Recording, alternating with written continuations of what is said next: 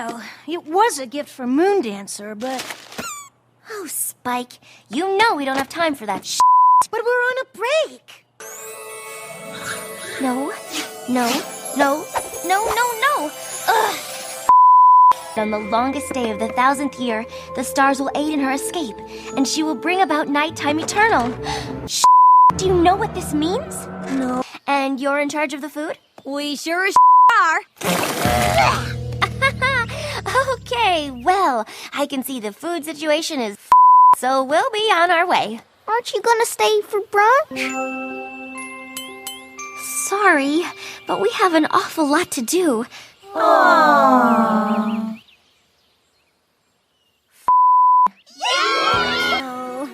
No. Oh, no. Dragon! Oh, I never a baby dragon before. Just need to be alone so I can study without a bunch of ponies trying to make friends all the time. Hello, and I was all remember? Whoever has the best reason to go should get the ticket, don't you think? Drumming up business for the farm? A chance to the Wonderbolts?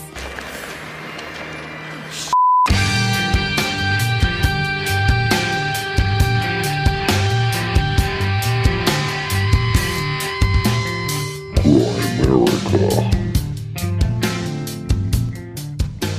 We're supposedly told, Edward Snowden and Julian Assange are our huge enemies that are our huge, heroes as far as we...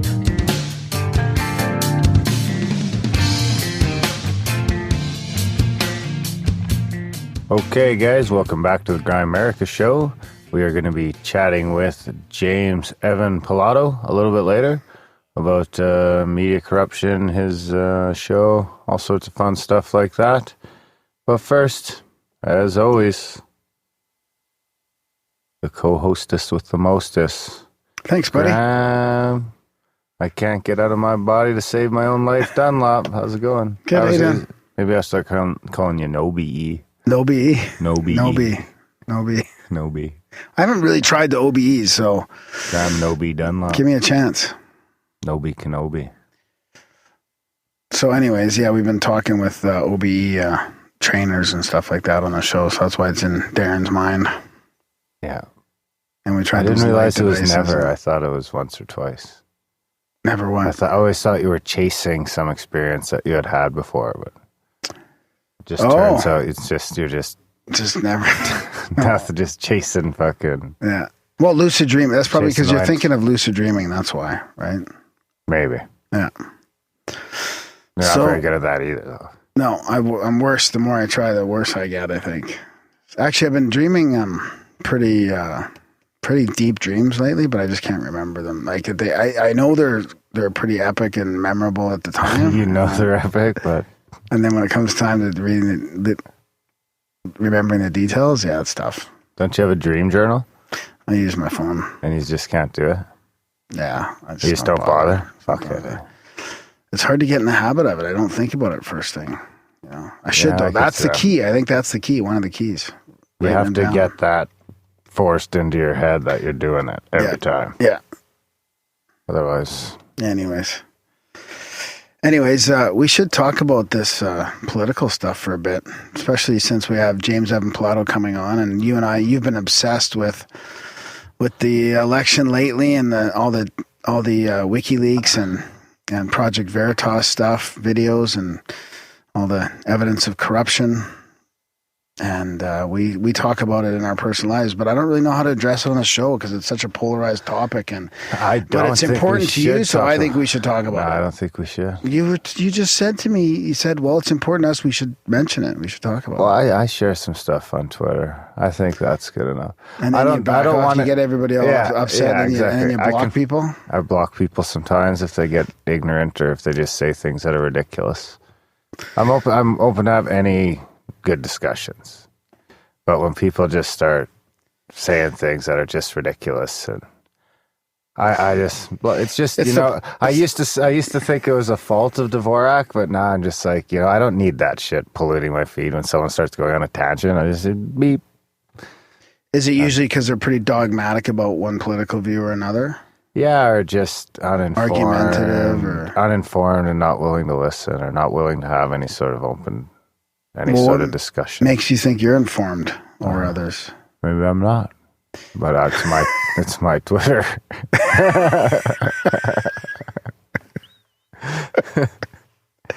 It's not a democracy. Well, it's kind of our Twitter, but you manage it. But whatever, I let you have it. Yeah. So, but I don't think it's a good idea to talk about on the show. I don't want people upset with Grimerica over my personal views. Your personal political views? Yeah. I mean, I just think there's a lot of corruption, and I'm glad to see a lot of it bubbling to the surface, and I hope that the whole fucking house of cards can come down. And there's only one way that's going to happen, and if it doesn't happen this time, there is a real chance that, every time it doesn't happen, it gets worse. Yeah. And so, one of these times we're going to run out of luck. And the shitty thing is we don't even have a say in the process, but we're kind of stuck. It's like we live in live in the apartment upstairs. So, And being Canadian? Yeah. If the fucking house catches on fire down there, we're in trouble. Right.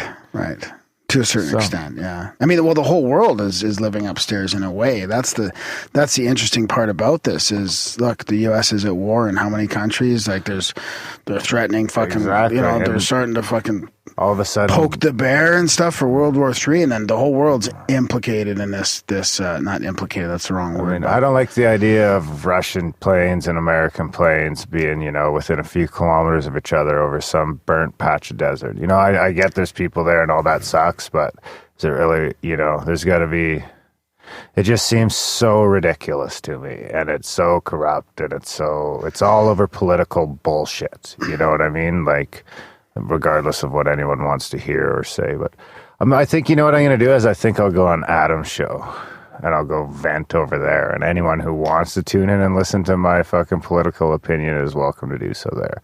Because, look, we did one show that was kind of, people looked at it as partisan, and we got more fucking hate feedback than we've ever got. Right. We lost listeners over that. Yeah. You know what I mean? Yeah, but the thing is that the problem I see is the media right now, because it is so one-sided. Like, you'll never hear about polls that have Trump winning, or it's all they're shoving it in your face that Hillary's gonna win. And even though there's all this corruption coming out, like, people should just watch the videos. People just aren't talking about it. People won't talk about the videos. The mainstream media won't talk about the videos. Maybe they have, and I miss it, but up until now, they're not talking about any of the WikiLeaks shit. They might. Well, I think some of it's starting to come out. But you'd think it kind of has to. Like, now, Obama has officially been lying. He just lied to us. Like, no, I didn't know anything about it. I found out when you did. Well, you have been emailing back and forth, and it turns out you guys need to. Your staff was cleaning up your mess. Yeah. Which is pretty fucked up. It just seems so easy for them to lie. Like, here we are. Like, here I am honestly trying to live a life where, like, I don't lie to myself anymore or other people. Like, I might avoid the truth sometimes, or maybe, like, but I try not to lie. Like, I try and live an honest life. And then these people they get caught in lies, and they just there's no ownership. They just keep lying. And Trump's got all sorts of problems too. All sorts of problems. He's by no means fucking, if it was anyone else, we'd probably have a better shot. But at this point, he really does seem like the someone who might rock the boat. And he might not. He might That's the thing, but right? To me, just the fact that he's out there forcing people, telling people to, he's kind of forcing the hand of corruption and, how rigged the system is. And, mainstream media might be shunning him for it, but at least they're talking about it. And from talking about it, it'll go to, eventually, just like, it looks like everything that kind of starts on the fringes eventually sort of works its way in, or it doesn't. People are losing their faith in the media, and the mainstream media, and their trust in it. And this is just making that worse. So regardless what happens, but I guess, at some point it won't matter. Our guests, like, coming up on the show, like Evan Pilato and guys like James Colbert, they they'll say it's the deep state, right? And I agree with them that it doesn't even matter who's in there. And Trump's going to find that even if he did have even if he was legit and he wanted to change things, I feel like, he's going to go in there and he's not going to be able to change anything. Maybe a few little things, but like the deep state is in there. and it's not going to change. You know, the wars are going to happen still. The banking system's not going to fucking change till it collapses. Like, it's just fucked. Like, on all fronts. Like, holy. Exactly. It makes you wonder if anything can fucking give. But I'd still rather see financial and economical collapse than fucking nukes flying around. Yeah. That's just, the war right now just seems silly. Silly. It's like made up really? Bullshit. Is it worth it? And, you know, it's pretty fucked up. The Pentagon was like shown to be funding terrorist old terrorist videos. So you don't think that's happening now? That just happened once for $55 million. That's a fucking lot of money to produce some little videos. Yeah, it's fucked. It's just like crazy fucking. They're just openly propagandizing. Yeah. And so, I mean, if you had anything to say to the people listening, what would it be about this whole thing? I would say, you know, I don't know. I would say think long and hard and really do your research. Try and do your research with an open mind. I would say just stop watching the Don't news watch for a the bit mainstream media. and just watch some of this other stuff coming out. Like, pay a little bit of attention to some WikiLeaks and pay a little bit of attention to Project Veritas videos. Like, really take a good look at both sides, because I mean, there's so much corruption, and if we just keep saying it's okay because it's, you know, the lesser of this or the lesser of that, eventually it's going to be so corrupt that we won't even have there'll be no chance anymore. Yeah. You know, as it is, the USA is like the last sort of real free market. It's a lot more free market than fucking Canada is. You know, it would be one thing if it's going to creep away too, and they're going to end up like we are, and that's how it starts. And fucking until we run out of money, because the government just gets so bloated, and you know, we can't just keep going farther and farther and farther and farther into debt. Like, it's going to fucking all come to a head at some point. That's the thing. If there was this corruption happening and we were actually living in a pretty, like, the world, or even our society and our country was living in a pretty like self-sustainable way, and there was jobs for people, or maybe not jobs, but people had enough resources to live. Like, if it was something like that, then okay, maybe you could understand that. But it's fucked out there. There's no jobs for people. Crazy. The fucking costs are rising. Everybody's in debt. The fucking wages aren't increasing. It's ridiculous. No. And jobs are leaving the countries. Yeah. It's crazy. And on one hand, there's more and more people that need jobs, and the jobs are leaving. And mom and pa just disappear, especially in Canada. It's crazy how quick mom and pop is disappearing. What do you mean by that for the like businesses global that audience? aren't franchises? Right. It's like everything's fucking a franchise. Right. You know, it's hard to find a strip mall now that's not 100% fucking franchise. And you noticed that after traveling in the States, right? I noticed how bad it was in the States. How bad we are after going to the States. Yeah. How way more monopolized it is here. Because we went to, I think, where were we, in Spokane, where there's all these little like mom pa coffee shops. Like, it's just a little a coffee shop drive through, like little, and all it is in Canada is like Tim Hortons. Well, no, I shouldn't say that. There's other, but though. Everything's a franchise though. I mean, for the most part, but there is like a bunch of franchises. You can't drive into a big strip mall. Most big strip malls, they have the rule that they want established franchise. They won't even let you in if you're a one-of, because there's too much of a risk you'll fail. Whereas a franchise can just absorb the loss for a couple of years. Right. So, right. So speaking of that kind of thing, actually, Paul Hellyer, that's fucking socialism. Actually, I guess technically it's fascism. Eventually, that's where it ends up.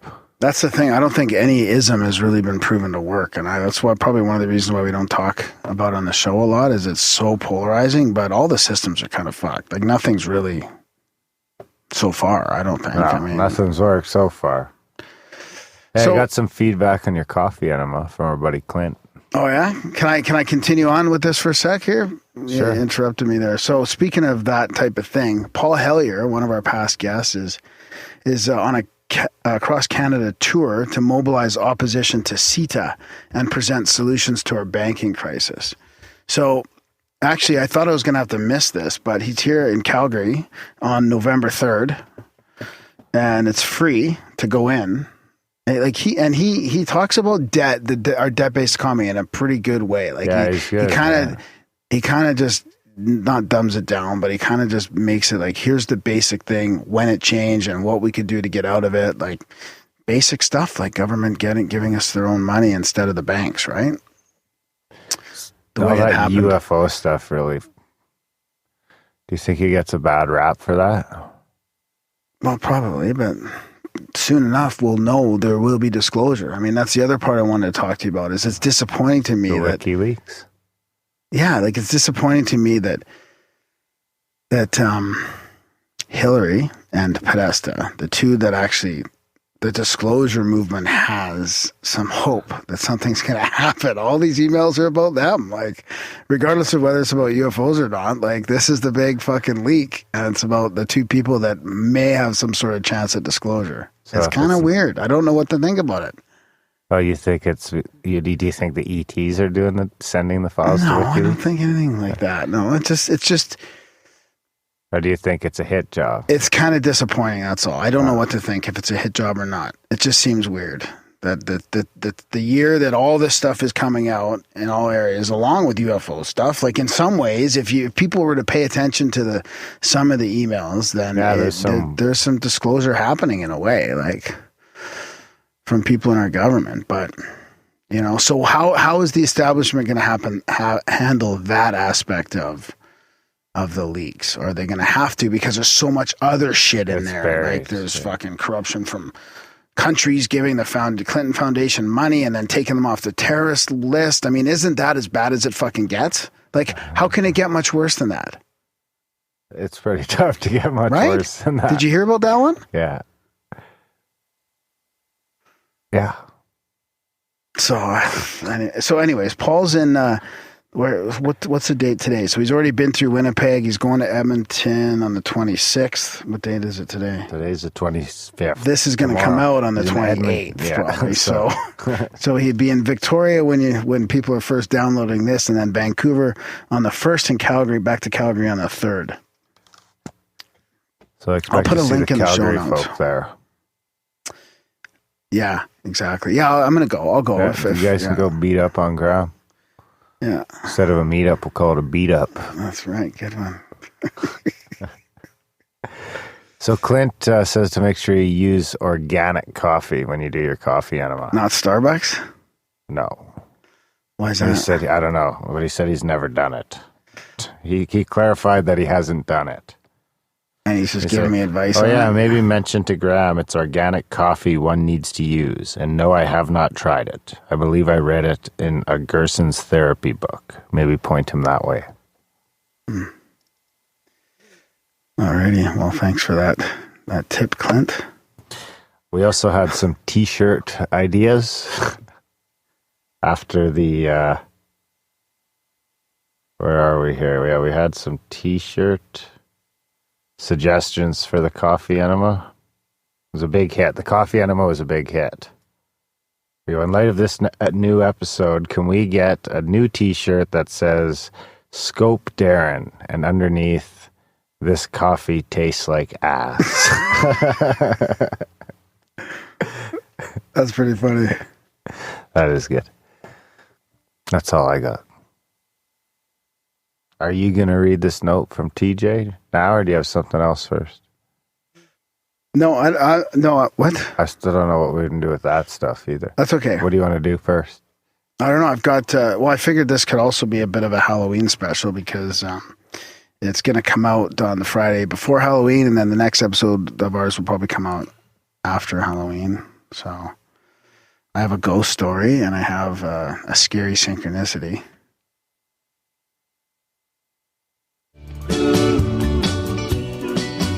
I'm a rambling Graham with synchronicities all over the web. And Darren is skeptical about everyone and don't believe it yet.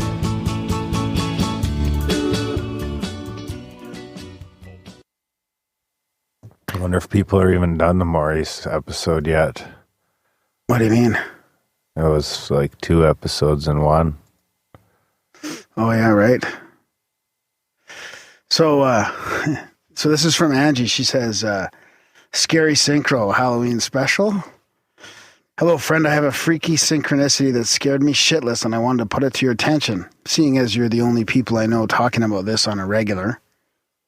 I think, like many others, we have grown to believe that synchronicities are meaningful but usually harmless, kind of freaky but generally good coincidences. After reading this, you will see that there are no guarantee that these experiences will feel good and can actually be terrifying and costly. Lesson learned. Costly? So I don't know if you've heard of Black Mirror. It's getting a load of hype in the media sphere, and a tweet from someone I follow made me finally watch it. To be honest, I wasn't convinced before I watched it. I don't usually watch things that intend to scare, so I'm not a horror fan, but I started to watch it and was pulled in immediately.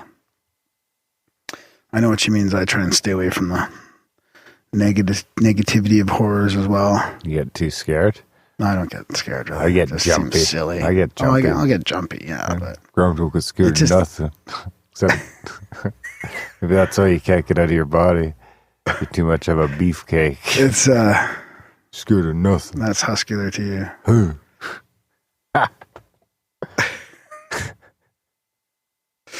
So where am I? So the thing is, when it starts, the intro shows a device screen getting shattered. Spoiler alert. I watched a bit of one episode, thinking this doesn't feel right, and inside my mind and body, something was telling me, "Don't watch this." I do a lot of mindfulness meditation, and I was mindful that filling my head with freaky horror things is probably not the best use of my time here on Earth. Then, my iPad slipped, fell onto the floor, and the fucking screen shattered. What the absolute fuck? I'm truly gutted. The iPad was a gift, and I find it hard to afford the replacement screen. Not in the near future, anyways. I should have listened to my inner wisdom. Lesson learned at a price. I looked up synchronicities after this and realized it was confirming that I shouldn't have sucked up to the bullshit hype and watched this shit. We live in a world full of fiction, but real life always takes the prize, it seems. Anyway, my advice, watch it or not, but know this. Be mindful about what you consume on your black screen, or your world will shatter and you'll wonder what the fuck just happened. Yes, really. I will be warning everyone I know, too. Now, did I just play a part in promoting this show, and does my synchro fit nicely into the marketing plan? I don't know, but I know this. The synchro has woken me up to the dark side of meaningful coincidences. And for what it's worth, that's not such a bad thing. The world is yin-yang after all. It can't all be fluffy bunnies. To balance the dark, here is some light. It is not my intention, and she sent a bunch of sun emojis there. It's not my intention to share darkness with the world, but sometimes, at times like this, I feel like I need my woke as fuck friends more than ever. Your good selves included. Peace and have a magnificent day, and thank you for your time. I appreciate the topics you guys cover, and it's always a pleasure to catch up on some previous shows. All the best, Angie. Thank you for your courage. I got to one that goes along with that. You do? Yeah. Are you going to tell me now? Yeah. That's probably a good idea. So, do you remember I took that screen protector off my phone? Yeah. What? Nothing. You're doing your little hand motion thing again. So I took the screen protector off my phone, and I was thinking, well, it feels way better using it like that, right? Without that little thing on it. So I was like, it was off for a few months, and I've never broken my screen before on my phone. Never. So I was thinking one morning, my phone's pretty good without that screen protector. I don't think I'll put one back on, but I wonder when I'll crack it, or if ever, or if I drop it, will it crack? But it hasn't happened yet, but I wonder if it will. Like if it's, and that morning, like an hour later, slip out of my hands, crack right across it. Thinking about dropping your phone all morning, and then you dropped your phone? No, I didn't think about it all morning, just a little bit. That's a bit of a coincidence. I think you doomed yourself. I know. Was it precog, or did I manifest it? I think you. That's the big question. You just, you can't start. I should have fucked yourself. I know. But it has to do with this Black Mirror thing. Maybe I'll just watch that now. She just sent you an email telling you not to watch it. What is it? Scary movie? Is that what it is? I don't know what it is. Black Mirror. I think it's about Black Mirror, right? Like this. Oh, on the phone. I see. Yeah, so there you have it. I think she just dropped her iPad. I do it all the time. It's okay. I got some feedback if you want some feedback. Is it good feedback or bad Or you feedback? want to keep on the Halloween thing and do the ghost story? Let's hear your little It's ghost not a story. scared ghost story, though, but I think it's just the time to play the ghost story. Okay. Graham is an ardent believer in Oh, come on. You don't have to throw that in there. So this is from Jessica. It says, "Hi, Graham. Maybe this is the place to relay this, but if you have any other suggestions, please let me know. If you use it for the show, please feel free to edit." Well, thank you for saying that. And I hope you weren't supposed to be anonymous because I already said your name. Did you say your last name too? No. That's okay then. So I live in an LA apartment building, and down the block there's another building that I've always quite liked. Very mid-century architecture. My son is now 5 years old, and about 3 years ago, a large apartment came up for rent in that building. Intrigued by the wonderful look of the building, I decided to go check it out. Phoned the manager. She indicated the door was unlocked during business hours, so I went over with my then 2-year-old son. The apartment was large and quite nice, but immediately I had a sense of an older man. I thought maybe he was the last tenant who had lived there for a long, long time, as the unit was freshly updated, but with many vintage features. As I made my way into the back bedroom, I had the most distinct sensation about this gentleman. At that moment, my 2-year-old son came running into the bedroom asking about the man who works here. Oh no, the apartment is haunted. Well then, not for us. So I shuffled him out, and that was that. Just today, I noticed another for rent sign. I called the number and spoke to the same manager, a nice woman. I got up the courage to tell her our story. It did not match the rental history of that unit. This building, maybe 20 apartments, has so few vacancies she knew exactly which apartment I was referring to from a few years prior. 4 hours later, she left me a voicemail and I called her back. She told me she had lived there 30 years and the original owner lived there with his wife. His nickname was Old Man Sam, and she used to help him around the building fixing things before he passed away. He designed and built the apartment building. Ownership had passed through a few hands after his death. He designed and built it. He was the man who worked at the building my son had interacted with. Of course. Sounds like a nice enough guy. At the time of the original incident, I related the story of my son's encounter to a family friend. Their comment was, "Well, he's definitely your son." I tried so hard to shield him, but just because I remember how fraught with weird experiences my own childhood was before I learned to get comfortable with stuff I think is normal, but most folks find weird or paranormal. Please excuse the pun, but I am dead impressed to find out the man who created and built that residence still inhabits and looks over the place. The current owner does not accept pets, so we can't move in. It's still neat to know there's a benevolent spirit up the block from us doing their thing. I would have assumed my own impressions were somewhat bullshit if not for my 2-year-old son's confirmation. The longtime manager's history of the building sealed the deal for me. Amazing. Cheers, Jessica. Should have snuck the pets in. What kind of pets? You'd sneak a cat in. Dogs are tough. Yeah, up here in Calgary, a lot of places allow cats, but not dogs. It's a pretty speciest. Yeah, they're funded by the cat place. The cat folk. Fucking pussies. See how corrupt we think things are after Fucking the cat lobby. the cat lobby. Meow, meow, meow, meow, meow, meow. So I got a bit of feedback here. You got feedback? It's Yeah. my turn. Okay. I'm going to read this because I was going to let you read it, but now I feel like I have to read it to redeem myself for what people are calling a poor reading. It's but I'm pretty calling long. it poor writing. It was poor writing. No, this is nothing. This is from who? TJ?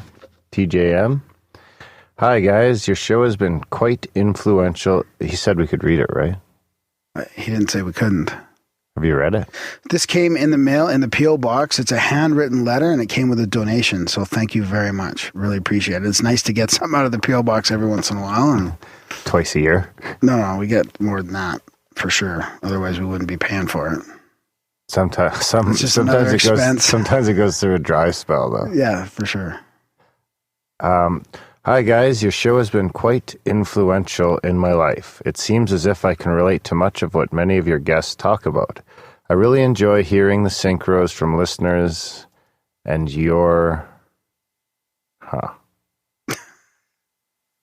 don't know what it says. Where are you looking? Synchros and your what? Where? Oops.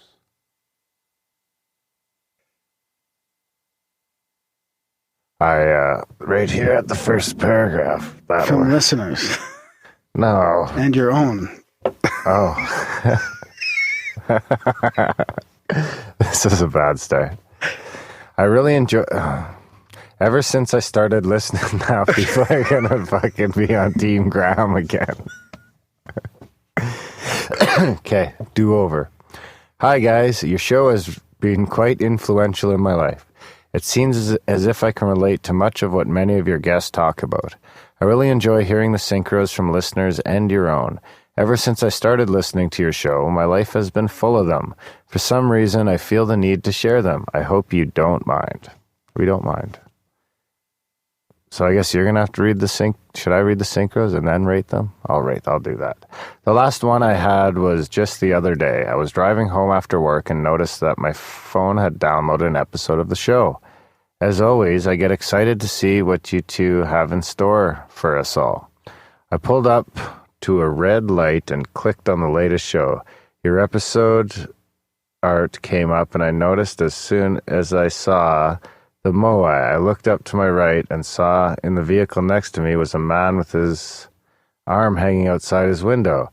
Funny thing was, he had a tattoo of an Easter Island Moai the length of his forearm. Before I could snap a photo, the light turned green and away he drove.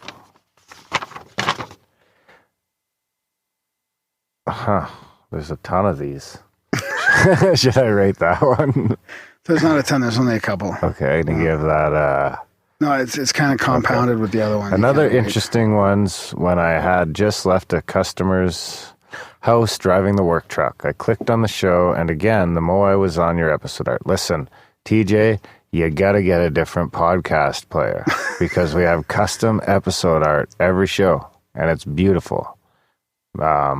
It might take away some of his synchronicities, though, so he might just want to stick with the old podcast player. Maybe, but maybe this is telling you to get off of that. That's true. Because, I mean, I catch your cost money, but Overcast is free, and it's great. And then you get the custom episode art every show. But if the podcast app is whatever all you got, we don't use what you can. Yeah. But there is custom art every show if you're not using that. Thank you, Napoleon. Thank you, Napoleon. Shout out to Nap. Check out our Instagram if you want to see all that art. That episode art's on our Instagram. As I was rounding the corner to leave the crescent, I looked to my left and noticed a small statue in someone's front yard. The statue is of an Easter Island Moai head. The time between seeing your episode art and seeing the Moai statue was mere moments. How long's a moment? I had to pull up and run over to the statue and snap a few photos. The owner of the house happened to pull into the driveway at that time too. Called me a weirdo and told me to get off his property. Too funny. He's lucky he didn't get shot. This isn't necessarily a synchro, but nonetheless, I always listen to podcasts with my earbuds in, so I feel I can hear things better than the ones who listen without. Obviously, eh? In 2 occasions, I puffed away on my pipe and even laughed at the same time Darren took a puff and coughed. Darren puffed, I puffed. Darren coughed, I coughed. Seriously, perfect timing.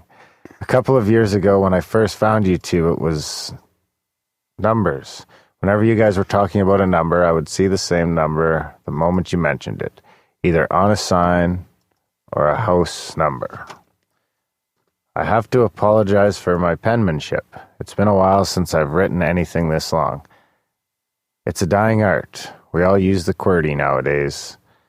I was asked by an astrologer on Instagram, he spoke around with your name too, a few weeks ago, if I knew anything about September 23rd, 2017. It's apparently something like a biblical prophecy coming to fruition, planetary alignments and such.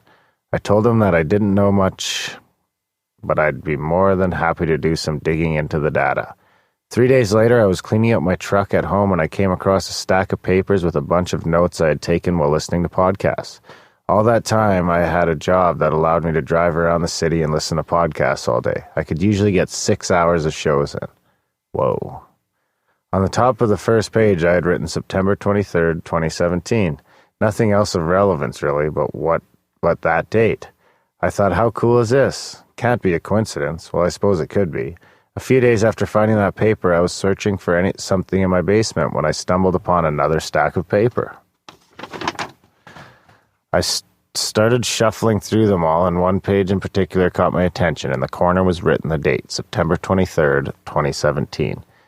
On that date, as I mentioned, is a planetary alignment, kind of a big one at that. A great sign appeared in heaven, a woman clothed with the sun, with the moon under her feet and a crown of 12 stars on her head. She was pregnant and cried out in pain as she was about to give birth. New pen color now. Must have ran out. Revelation 12, 1-2. Just so you know, I don't subscribe to a dogma. I'm a type of guy who meditates with my crystals and observes the moon and stars on a nightly basis. You do have to agree, though, that a shitload of the world believes in the Bible and takes it literally, like David Matheson calls them, literalists. I listened to your awesome shows with Wal Thornhill not long after finding that last paper. In it, he talked about what would happen if a massive body entered our solar system. He said that the atmosphere of a planet would light up bright enough that we could see it from Earth, and that if it had happened many, many years ago in ancient times, it's almost as if a light bulb lit above my head. If there's a biblical big biblical prophecy coming to fruition astronomically, Jesus, on such a massive scale, we could be in for some exciting times. A massive body coming close to Jupiter or our sun during this time could potentially light our solar system up like a circuit board, along with chaos on Earth. Sounds great. Of course, this is just speculation, but the way that these things happen in my life is more than curious. I see signs almost every day that I'm on track. I have a strong intuition. I've worked hard for these 3 years. For 3 years to this aspect of my life. I'm not psychic. I just listen to the universe inside of me, which in turn manifests itself outside of me. Or maybe the universe is listening to itself inside of me, which manifests outside of me. Hey? It makes sense to me. Perhaps I'm not explaining this well enough. Anyhow, I just need to tell you guys that what you two do affects my life in a positive way. I'd love to tell you about my experiences with beings that have visited me on 3 occasions during sleep paralysis, and in that lucid state, plus this last visit to get Reiki done. But I've kept you long enough, and I'm on the 3rd pen while writing this. I didn't catch the first pen. I missed a pen loss there, but I caught one. Nice. Oh, good one. Good stuff, eh? And he donated? Yeah. I'll give him. Thank you. I'll give him a 9. Seriously, though, I'll give Are you it. corrupt? Just send your donations in. I'll give it an 8.42. A good synchro. 8.42. Which one are you rating? Altogether. Altogether. You can't just start bundling them up into one letter now. Yeah. Oh. He said it's a compound. Well, the first 2 are a compound with the moais, and then the second, the second one with the dates and stuff is different. The dates is different. I don't know what to make of that. I guess we'll have to wait and see what happens on September 23rd, 2017. Now watch, we'll start seeing it everywhere. The, what's it called, is a month before that. The eclipse. Oh, the eclipse? Yeah. Are you going down there So for that? hopefully that thing that fucking Cliff High was talking about that might happen while I was down there will happen in September when I'm home. And I won't have to be a hero. Hopefully. No doubt. You just have to run away to northern Alberta or northern Ontario. Run away. Run away. Running down a dream. I don't get it. Never It's will another come no. It's a different thing. It's a Monty Python thing. Oh. I've been meaning to watch that. We could have watched it together. Lisa was telling me we should watch it. Well, we could watch it in here anytime. Yeah, I got some feedback for you if you want. Sure. What sort? Jingle worthy? Yeah. Which jingle? Spam Ground.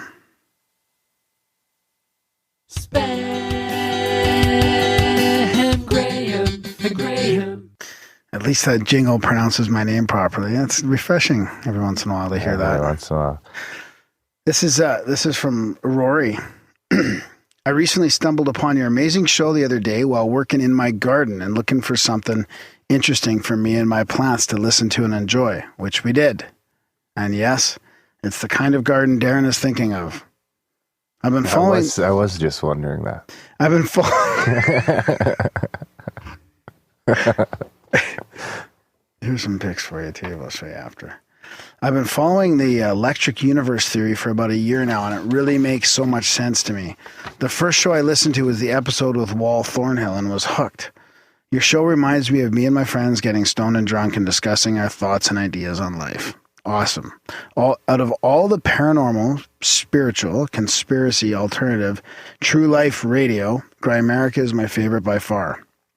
Thanks for all the hard work, and I'm going to subscribe soon. Money is tight right now for my family, and I'll also be sending in some trip reports because I'm an avid psychedelic user and proponent. Hey, just send your weed. I first ate mushrooms at 13. LOL. Don't recommend that. I'm from Seattle and they grow everywhere here. Anyway, yeah, just like Vancouver. I bet you they have Liberty Bells just in in Seattle. Seattle. Anyway, you guys are awesome. And if you're ever in Seattle again, would love to smoke some fire, Darren, and talk. Thanks. One Earth, one destination, one love. Rory Tripp. Seriously, you can't send weed to the P.O. box, so you can't do that. No. You could send some seeds, though. Just make sure you put them in something. From the garden? Seeds from the garden? I'd like to, because I filed my paperwork, so hopefully in the near future I'll be able to start growing a couple of plants, and I'd like to have a collection of strains. What? You filed your what? Paperwork to be able to grow, yeah. Yeah. Paid $21 and went and sent it off, and I think it takes 2 months. So when's that going to happen? When does that? 2 months, and then you're allowed to just grow your own? I think for medical purposes only? I'll be allowed to grow like 8 plants, maybe. Wow, really? That's quite a bit, isn't it? Oh, is that more than you would ever smoke? No, I don't know. Just to be that clear, depends. I don't know. I've never grown dope. I've always wanted to, so I'm like super excited. You don't know how much that yields. I've been watching YouTube videos. I think I'll get probably maybe a pound or so. Oh, James has got you on this kick. A pound or two. Are you partnering up with anybody? Well, me and James are working together. Not working together, but we're like trading info. We're actually going to do different methods so we can compare notes. And we're both starting the adventure together. Nice. So I'm looking forward to it. So any advice anyone has? I have advice. Or send I have advice. You can order it online and get it delivered next day like you've been doing. So why go through all this trouble? Like, why can't you just pick your strains online like you're doing and you're shopping like that? Why go through the... Why do I grow my own vegetables? That's different. Wow. I just saw some. How's it different? I don't know. I'm actually, think about it. if it goes well, I'm already considering getting another tent. Because another what? A bigger tent and committing a room and having a bigger tent just to grow vegetables all year round. Because the growing season is so short here, it's annoying. You get like one crop. I mean, spinach, you can have a couple months of spinach every day or lettuce every day. But like my massage therapist has a tent.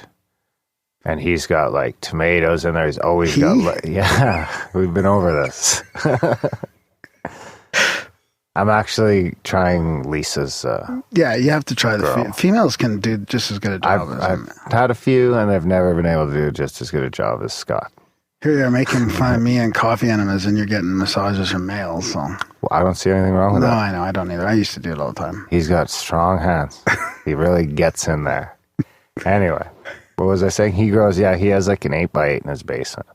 And he's got year round. So it's like the size of the studio with lights in it, and he's just got year round. He's got fresh lettuce, tomatoes, well, and I was thinking about it with growing lights in an 8x8 tent. So if you committed one spare room of your house and fucking put in an 8x8 or a 6x6 tent, you could grow enough vegetables, I think, to feed your fucking family.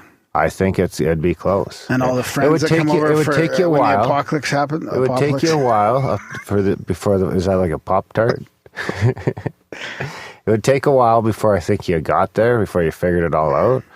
But in that side of kind of controlled environment year round, Like my tomato plant in the kitchen, that little tomato plant's giving me 4 or 5 tomatoes a day.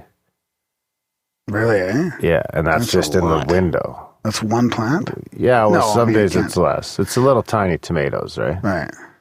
So, but that's going to get less and less sun as the winter comes. Well, have you looked into Dr. Richard Allen Miller's geodesic domes and his like what do they call those those pods? Those What do those go in the yard or something? yeah, Are they good for they go minus? into the ground as well. Like they're probably, And they're good for minus 40. I don't know. I look into it. That's the thing here is the winter kills you. Yeah. But if I could have a tent, and I really think you get a couple tomato plants, a little patch of spinach, a little patch of lettuce, a little patch of kale. Yeah, but how do have you? some peas. How does your tent? You keep out the.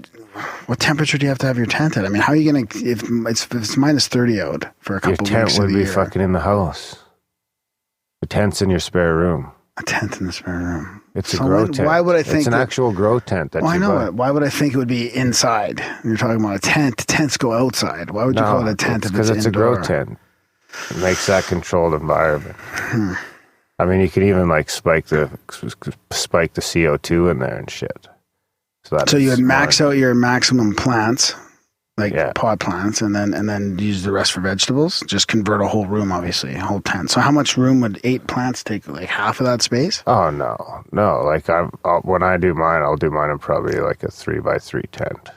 Or maybe you only need 4 plants. Like who needs? Yeah, exactly. Once I figure it out, but I'll have a separate tent for that. I'll have a little tent to do that in, but then I'm really considering having like a thing just for vegetables and just having year long, because I enjoy in the summer having that, and now in the winter it's gone.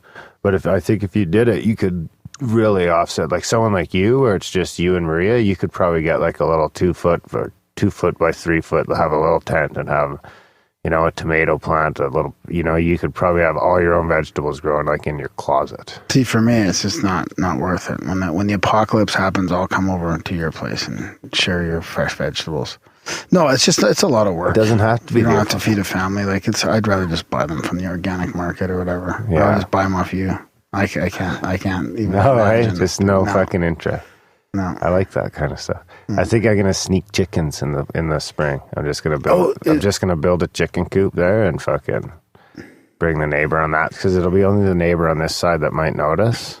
Because I'll keep them in the dog run and then I'll just bring bribe them. them. I'm gonna bring them eggs all the time. I'll bring them bribe eggs every morning, You're or I'll bring them like corrupt. a dozen eggs a week. Just You didn't see no chicken. Get the chicken lobby to put some money in. Is there a chicken lobby? I don't know.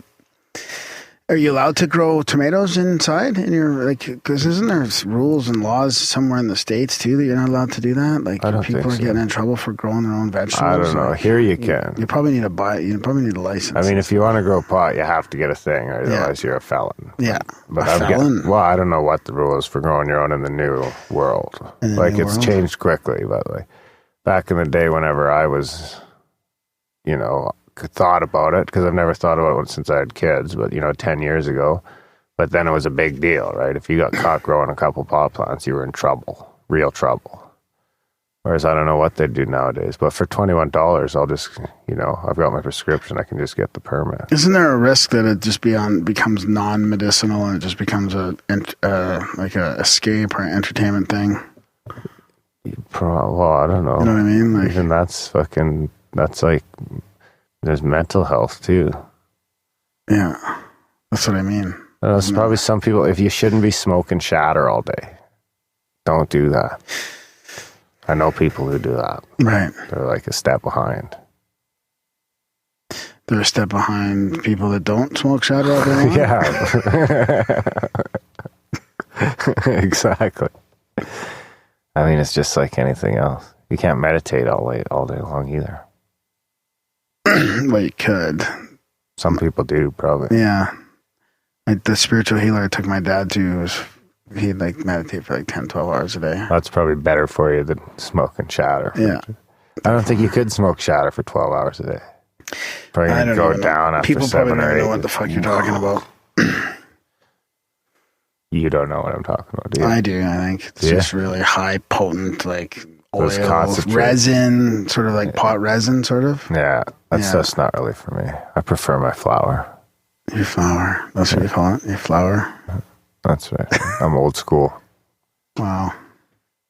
Anyway, So I do have a couple things here. Oh, right. I got it before I forget. So what this thing? What's this thing about? No, you don't have to read that. That was just a gift from somebody. I still At don't first know I what thought it they is. were like- You thought it was a nipple clip, but we're gonna make some crazy water or something. No, it's just it's a silver. It's a kit for making your colloidal silver. I forget what that is. Yeah, I think it's like a detox thing. It's like When helps. you drink it, Yeah, I think you could do other things with it as well. trade in the silver for cash. We'll need that after the There's apocalypse. not enough That'll be, silver there for anything. there will be after the apocalypse. You think so? Eh? That'll be our currency. I ain't selling you no fucking vegetables either. I'll steal them. You can have steal the compost. So the other thing I want to mention is we just came out on Occulture, the Occulture podcast Oh, that's right. at 432 hertz. I like that. Have you been doing ours at 432 hertz? I think that's the thing to do and see how people feel. No, I haven't. I think I'm you not should doing do that. No, it changes it. So I think we're episode 3. So if you want to hear me and Darren. After all the money we've dumped into having really good audio, we're going to... What do you mean? That doesn't change the quality of the audio. Yes, it does. No, it doesn't. Yeah, it does. You said you can test it and see how it It sounded. makes it sound like you're in a hallway. No, it doesn't. No, it doesn't. I'll show you after this. Really? Okay. No, I won't. So anyways, that's we're episode 3 or something like that. It was a fun chat. Check it out. I'll put a link in the show notes. It was a gooder, for sure. It was Yeah. fun. Yeah. The other thing I got is just the UFO quote of the day there, buddy. Profound UFO quote of the week. I keep forgetting to edit the X-Files music back in. People miss that. Oh yeah, I miss that. What happened to it? I don't know. It just didn't make the thing. Didn't make it to the new soundboard. So this is obviously appropriate for the political climate. It's some more WikiLeaks stuff. Podesta Oh shit!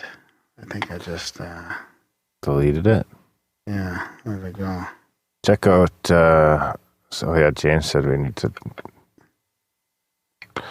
What?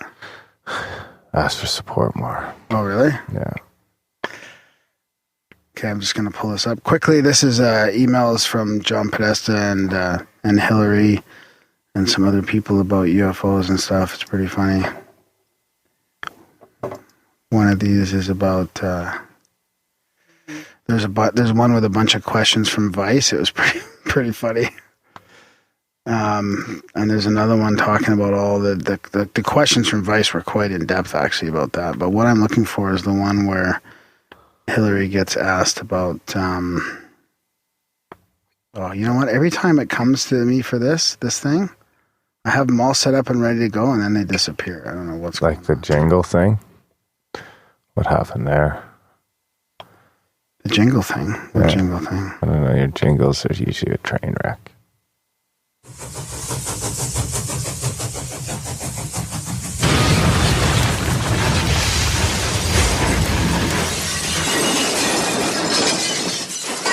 See, now I'm getting really frustrated now because I had it there.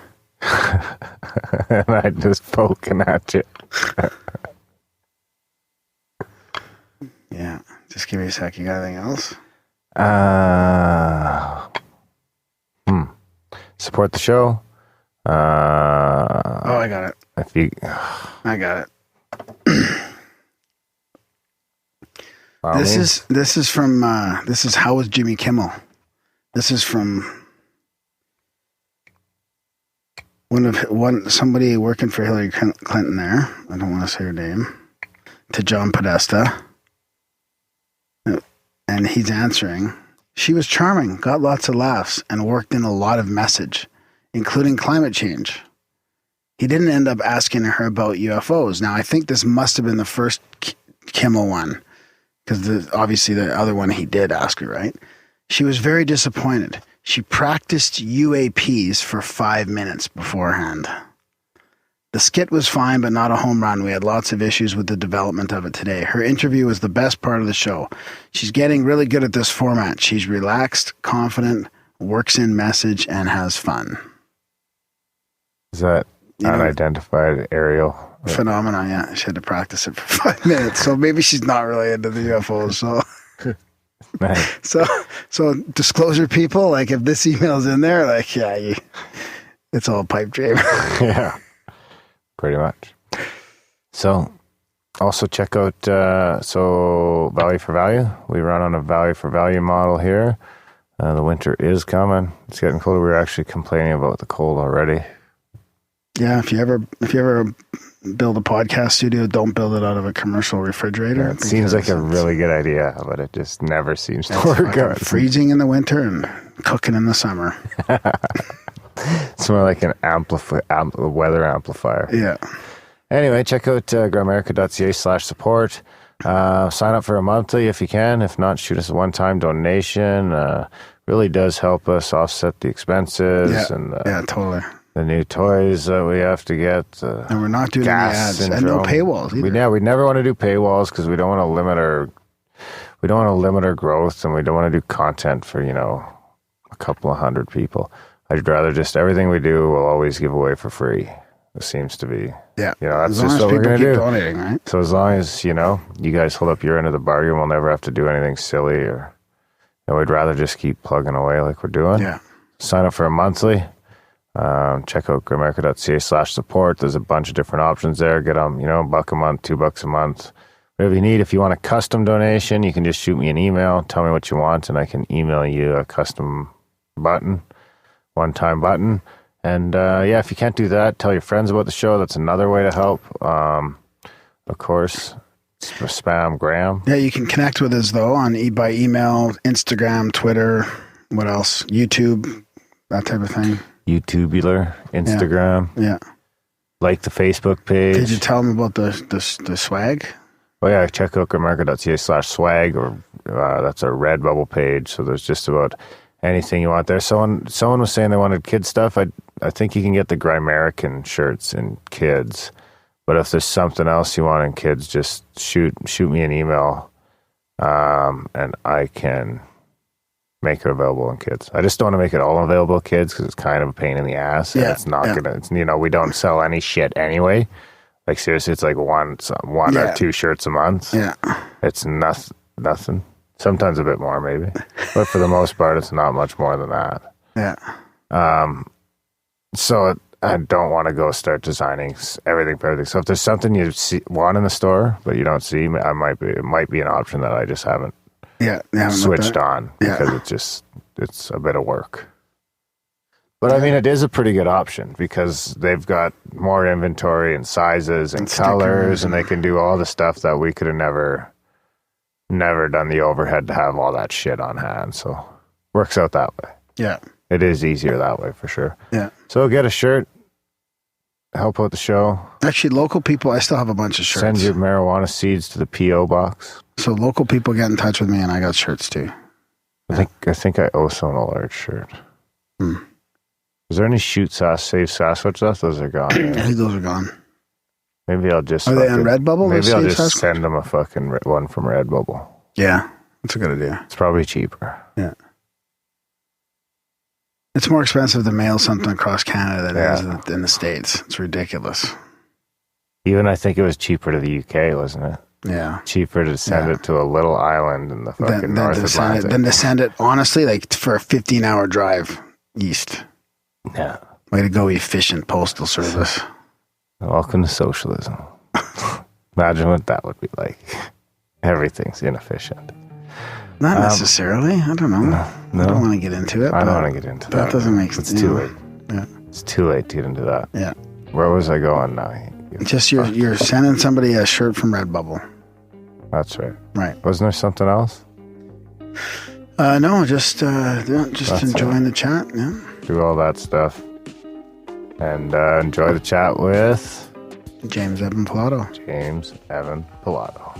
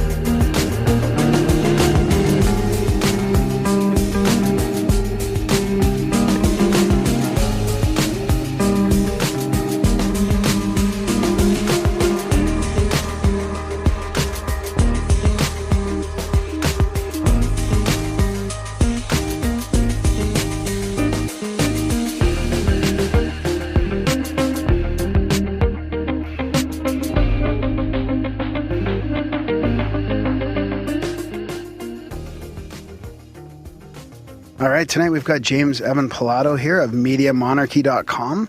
Some of you may have heard him with James Corbett. He does a weekly show called New World Next Week. And he's got his own, I think it's like a daily news show, fully listener-supported, or as we were just chatting, at least listener-supported. I don't know if it's fully listener-supported or how much comes out of his own pocket, but similar to style with us, no ads and no sponsorship.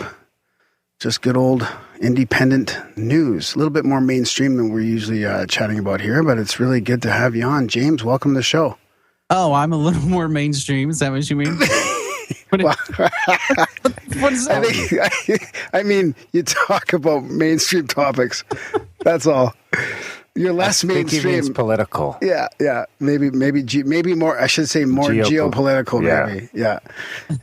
And before I forget, we also have James Nation here to join us too. Thanks for coming, James. Hey, buddy, how you doing? James is like our technical support, our power, as James Evan Pilato said, is his power, James. Well, yeah, I like that. Yeah, we're like double James powered here. James squared. Yeah. Which apparently is the way I like to work. That's right. So you've just been listening to your stuff lately, and you've gone fully into this project 100%. So now you are like listener supported. You don't have another job, right? This is your full-time gig.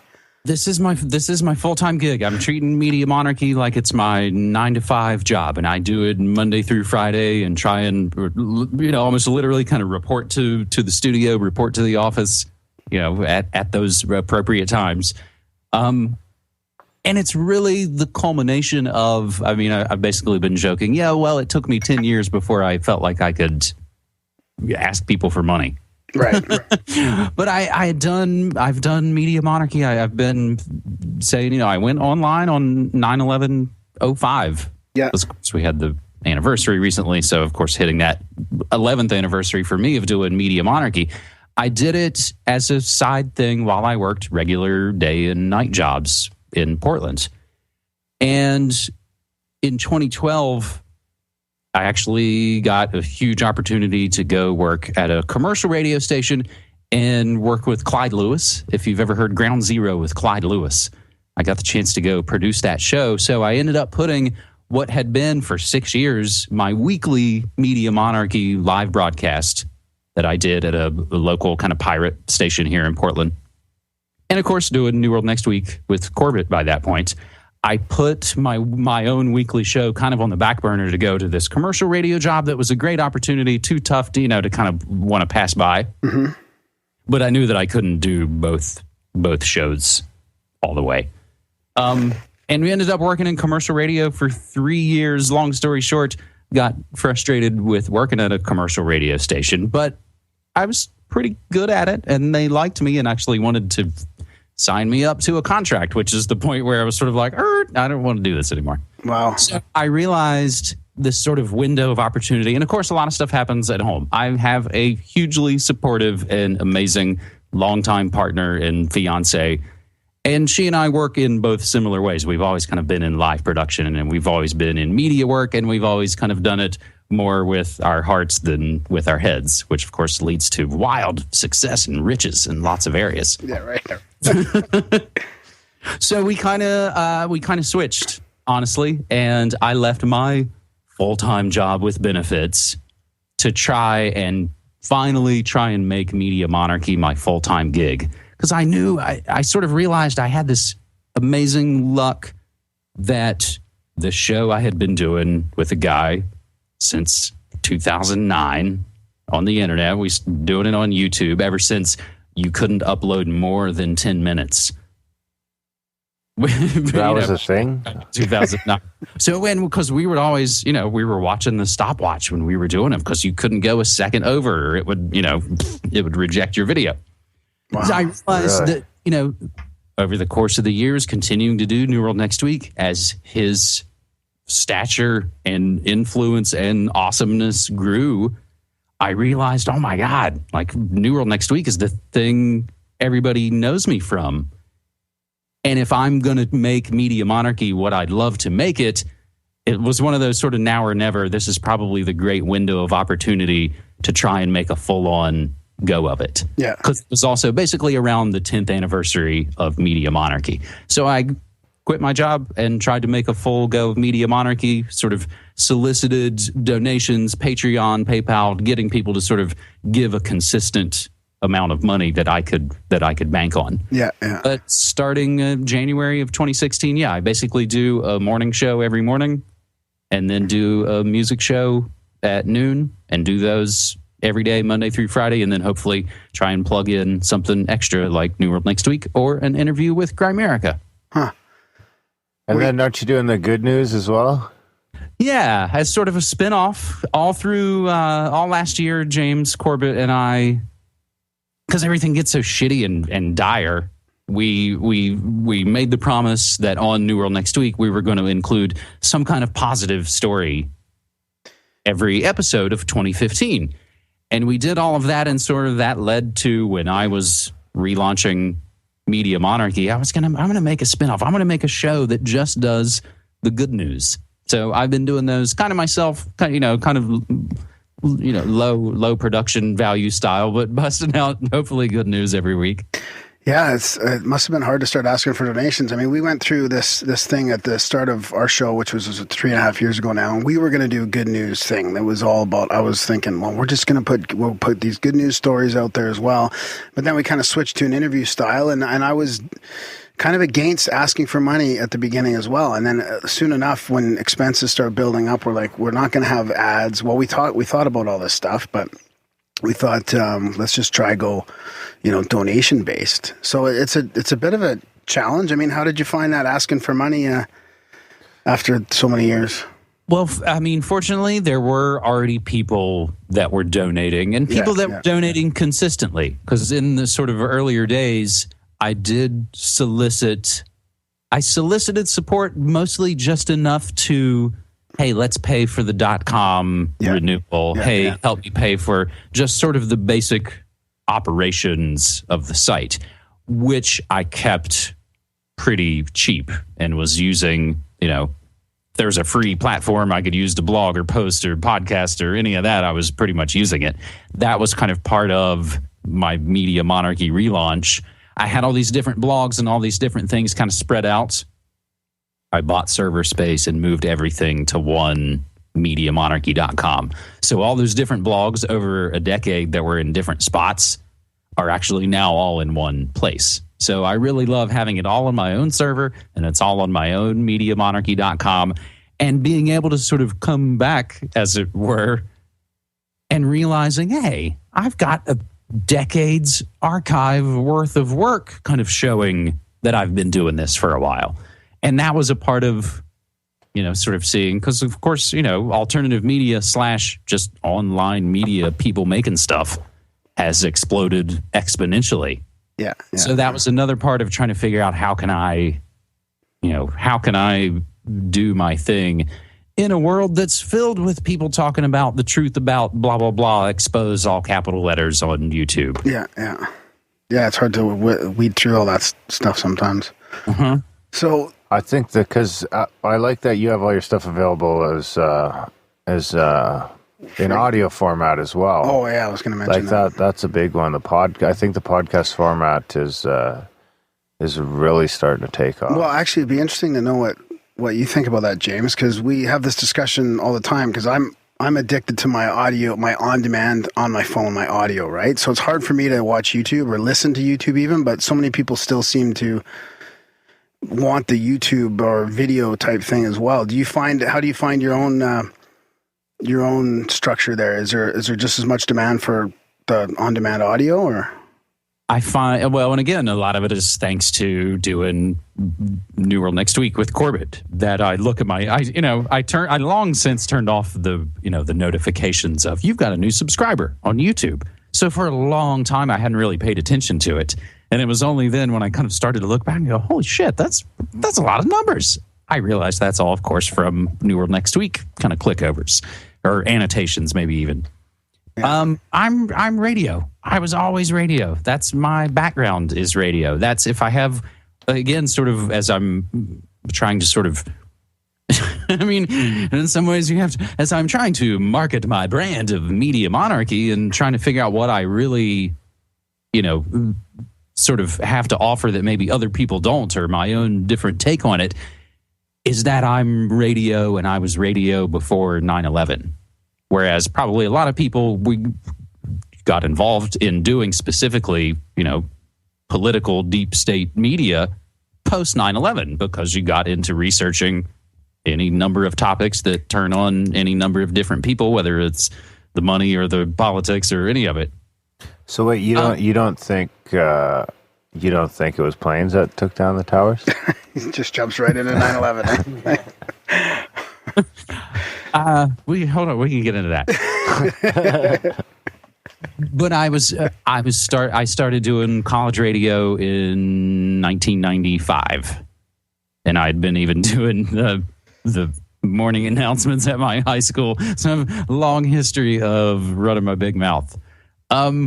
But it was always college radio, and it was indie rock, and it was music radio that I sort of programmed and DJ'd and did a ton of stuff at this college station back in my home state where I'm originally from in West Virginia on the East Coast.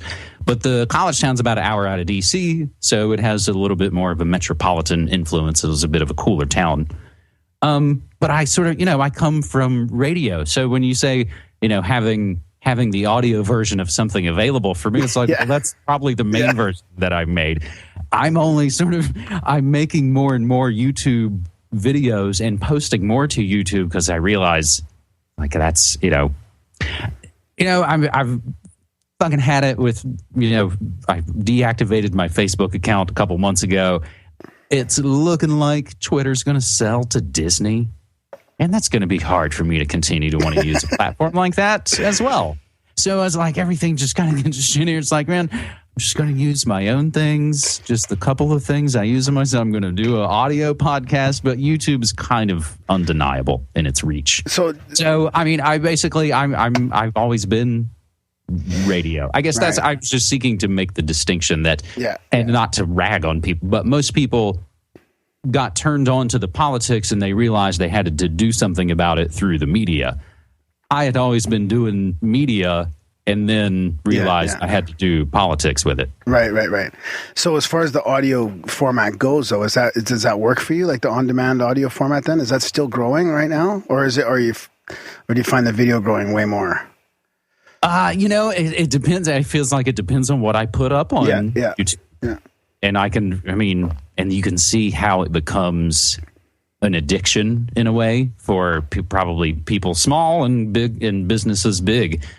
One of the most recent things, because I've been trying to post clips from the morning show. So I basically just have, a couple little minute rant from the morning show that I just put up a still on YouTube and post that up just to basically spread the word about the morning show. Yeah. For the most part. Huh. I posted up one, yesterday or whatever the most recent clip was. And it was about the latest athlete who's not standing for the pledge or bowing down to the military. And it's not the Colin Kaepernick guy who's not doing the pledge. There's actually a New York Knicks basketball player. They were doing a camp at West Point, and they did this big military dinner and thing. And this guy was basically like, I'm not doing that. I don't believe, and kind of had an anti-war rant and statement.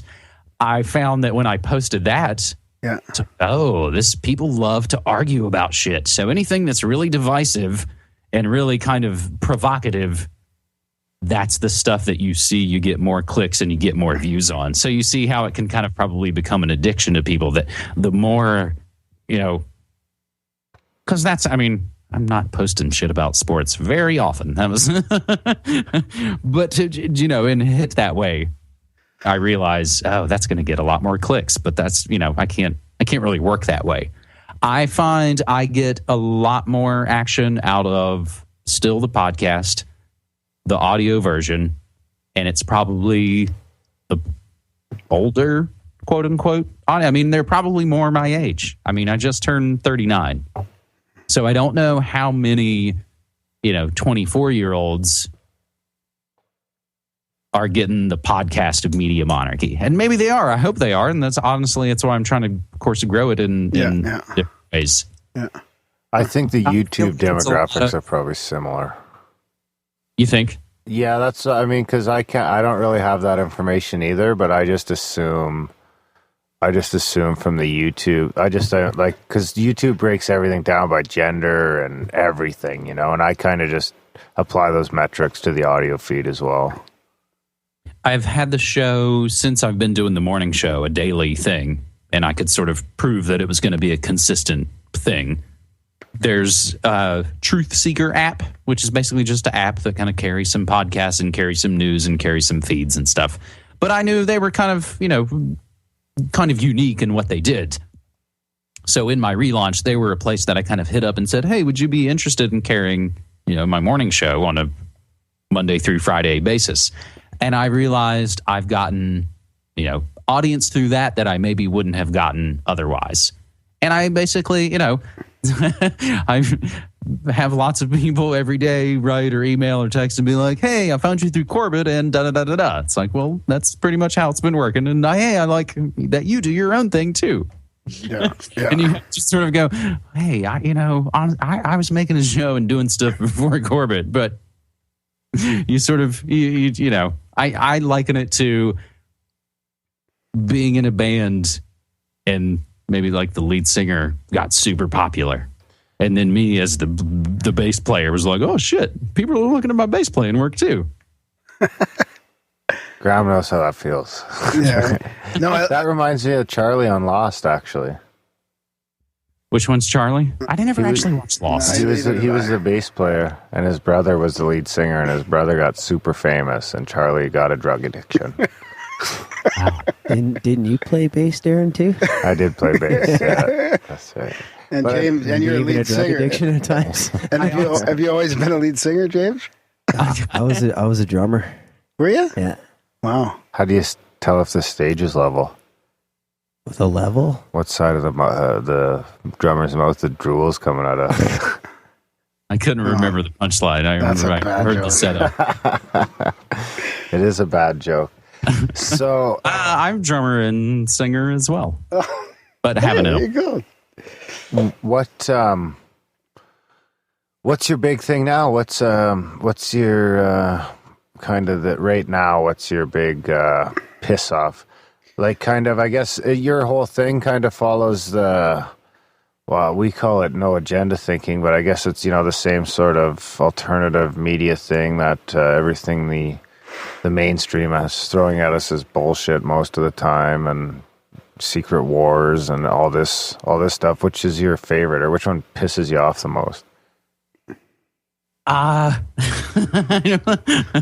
a great question. What thing pisses me off besides the most? America's next top president, or Darren? Well, I was going to say at the top, you guys, are you sure we should be doing this right now? We're missing what is no doubt a riveting vice presidential debate going on right now as we is speak. That on tonight? Oh, geez. Nobody cares about the now. VPs. Nobody gives a shit about the VPs. Fox News 3 minutes ago tweet: police officers are the best of us, says Mike Pence. This just in. Yeah. But those guys are pretty much just the same dude. They really seem like the same dude. Yeah. I wish it were, as far as just the shits and giggles of it, I wish it were more of, like, damn, why aren't we watching Ann Coulter argue with, I don't know, Tom Vilsack, the Monsanto /governor / Clinton Foundation crony. Yeah, I wish it were more, sort of divisive, because it is.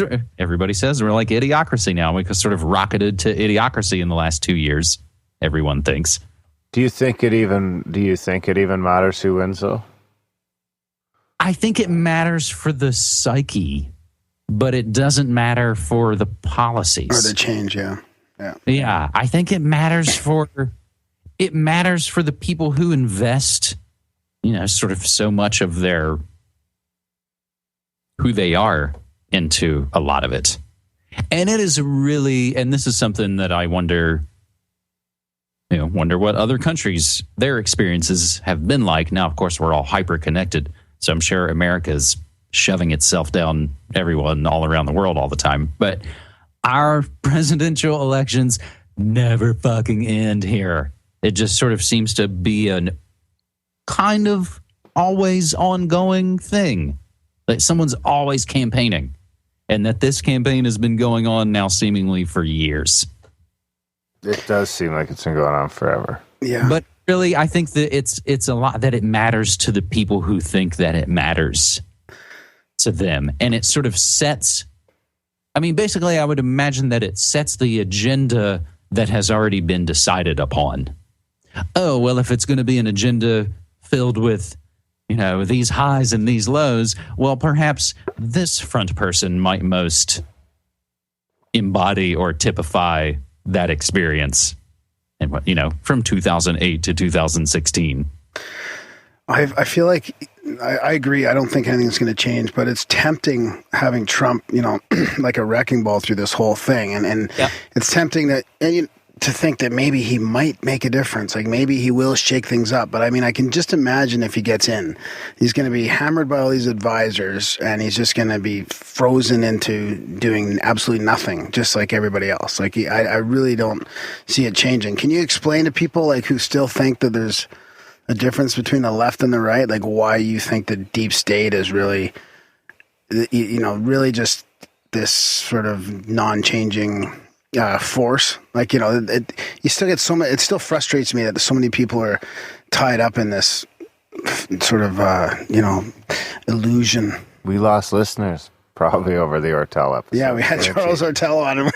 That was the most negative feedback we've ever had. Oh, is that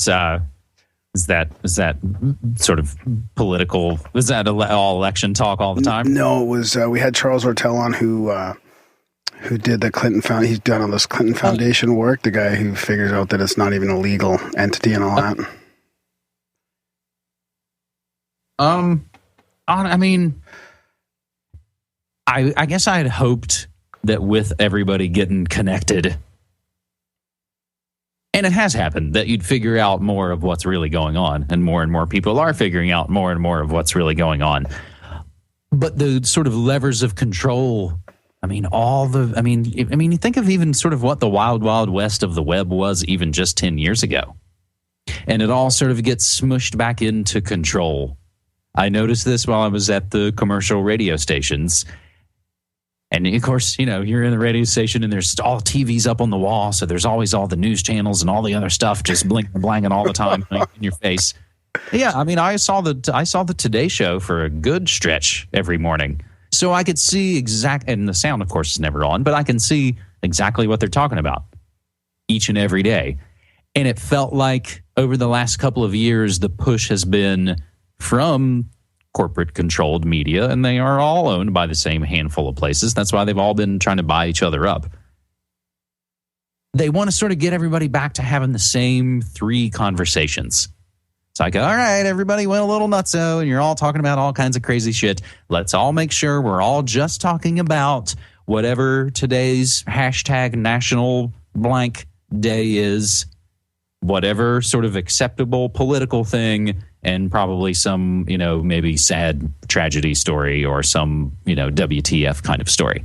It's kind of gotten everybody back on the same page, and we all have the same conversations on Facebook, and all of, unfortunately, your longtime friends and family seem to be hugely invested in you said it back to me. That's what we've been calling it for months. America's next top president. It's people who otherwise don't know shit about politics, because unfortunately they might be Joe or Jane six-pack. But this is the Super Bowl that goes on for a year and a half, and they like to get invested in it and talk about it like they know and like they've been paying attention. I'm actually a longtime hater of sports. So, of course, being a, you know, punk-ass kid with long hair and, you know, weird band T-shirts in high school and didn't take part in the stuff and the pep rallies and all of that, you know, I may as well have worn a tutu and pranced down the hall, but did not take part in all of that stuff. It's like, man, why now would you? It would be as though if I, every 4 years, went to sports fans and said, man, I'm really into the World Cup. Let me tell you all about it. You'd be like, dude, you don't know what you're talking about. You don't pay attention to any of this shit. You're just talking about it because it's on TV and it's on your friend face feed. And that's what it feels like. That's the frustration in the political season. because I have, you have, we probably all have friends and family that it's like, you're a fucking moron. Stop posting all that stupid shit. Think for yourself for a second. And it's just fights, and everybody all hates on each other because they're all saying, you don't like this guy and you don't like that guy. And it just feels like a huge mess, and everybody argues. The result will thrill and shock and surprise, but we'll wake up and not a goddamn thing will change. Yeah, I feel like that's definitely the case, but I flip-flop back and forth thinking that maybe the mainstream doesn't have the same amount of hold as it did, or like I go through this period, well, there's not really that many people watching it, and there's more people, following alternative stuff now, but then I don't know if that's true or not, but I heard it, I don't know if it was on your podcast or maybe Stefan Molyneux or something. The guy was talking about how Hillary is pretty surprised about how she can't control the media. Like she expected to be able to control the media, which is the, let's say the top 3 or 4 stations or whatever, but she doesn't realize all this other stuff going on. Like, the Twitter guy who's got a million views from some sort of Periscope thing, all this sort of background media going on. So do you have hope? Absolutely. But I don't know that it'll ever be some sort of dun dun dun dun, we won and everything's great. Yeah. No, it's always gonna be constant battles.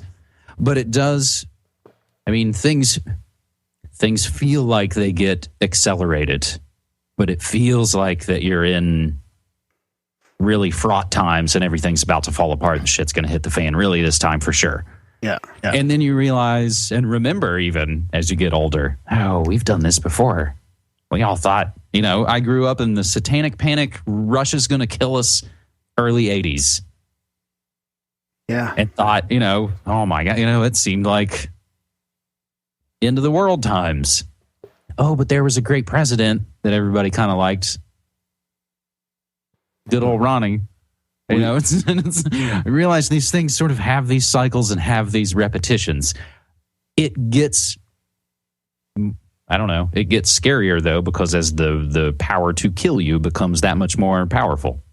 Were you ever scared of Russians, Graham? Yeah, a little bit. Really? That was a thing here? Yeah, we had, in the 80s, in the early 80s, I remember a lot about the 2 things I remember from like that kind of hype is the Russians and like the hide under your desk thing. I'm sure that we practiced that a little bit. and then acid rain. I remember that being a big scare, because I was thinking as a kid, I'm like, if it's raining and it's acid all the time, how are we ever going to be safe? Like it's just going to rain toxins on you. And then what happened to that problem? Yeah, I don't know. I don't think, I never heard about acid. Well, that's funny. As you grow up, we watch, old cartoons and shows and stuff. It's like, wow, quicksand and falling anvils apparently used to be a huge problem. I'm glad I don't have to add it anymore. I was just reading about acid rain, actually, and it's just the pH level of the rain from picking up all the carbons in the sky. Oh, yeah. And I guess we've just passed the mark where it changes, and now we're constantly in an acid rain state. Right. So as a planet. We just get rained on by acid. Yeah. It's just slightly acidic. There's no real safe crops. Like when somebody says they've got like natural crops somewhere, like there's nowhere safe. Well, the anymore. pH level that they're talking about is somewhere in 6, like between 5 and 6, somewhere in there, and that's good for a lot of plants, actually. So. Yeah. It's just like carbon dioxide. It's good for the plants. These things should be thriving. That's what they need. What they crave. So we should go back to, you kind of said 9/11 might not have been a true story. We should go back to that. That kind of caught me off guard. Oh, really? Why'd that catch you? No, I was just kidding. Like, what? Was that kind of the big one for you? Like, were you kind of on our side of the fence before 9/11, or was that one for you, or what kind of brought you to the dark side? What side of the fence were we on? Oh, we're not on the same side of the fence as the people watching the vice president debate. Mike Pence just said a nation without borders is not a nation. This is your latest vice presidential debate soundbite tweet. Could you repeat the question? What was the turning point for you? Like, was 9/11 one of the big turning points that when you started to get it? Absolutely. Because it happened at the same time that we were all getting personal computers and that the internet was becoming a thing. So just as I finally got like a computer in my own place where I lived, as opposed to it being in the computer lab at the university where I went to. Yeah.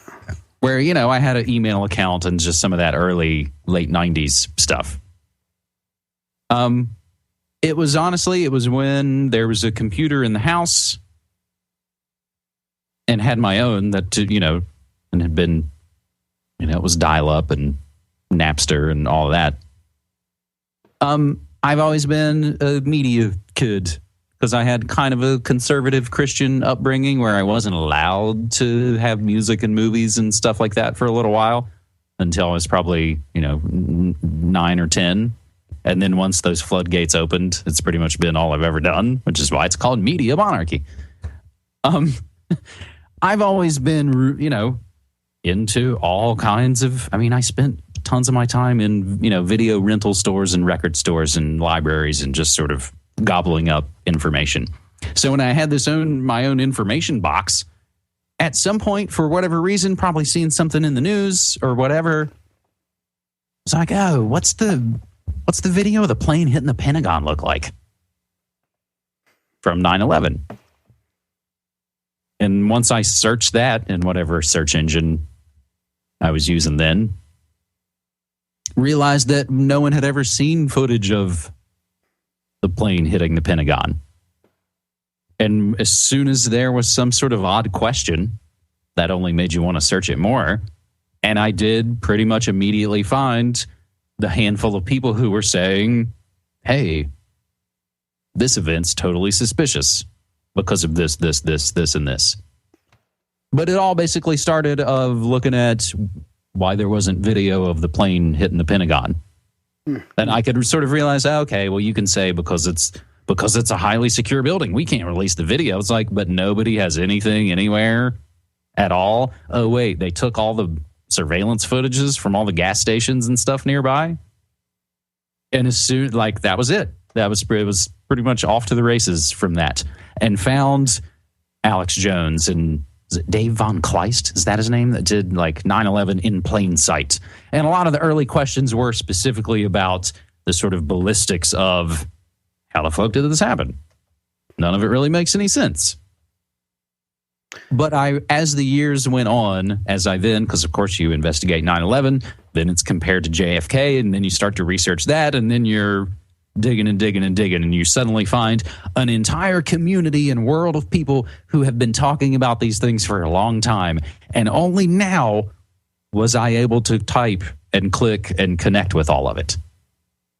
So yes, 9/11 was the turning point for me, but probably only really because it had the technological, injection of that's how we were finding out about it, and that's how we were sharing information, and that's how we felt we could prevent something else from happening, maybe.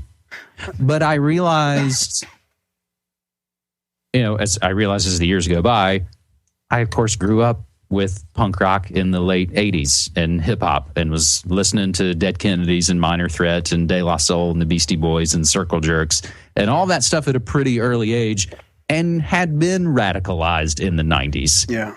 So even when it was Gulf War I and I was in high school, I was counter to all of that. And that's when I stopped standing for the Pledge of Allegiance in school. And that's when I slowly and surely became kind of that much more radical, if you will.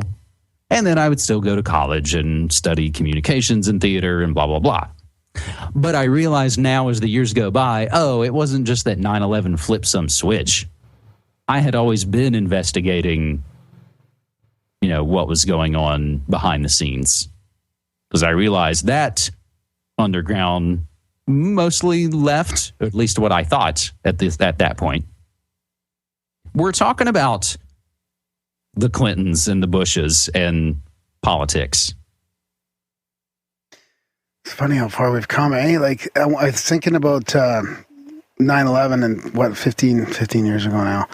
And if we would have, like at the time, Darren, would you have thought at the time that there's all this information about it? It didn't cost. All this information, all this evidence, like not just obviously the Pentagon, but all kinds of other stuff, the money, Saudi Arabia, the 28 pages, and yet it's still, the mainstream narrative is still that's just a bunch of conspiracies. Like, would you ever think that so much information would come out and yet it'd still be so taboo,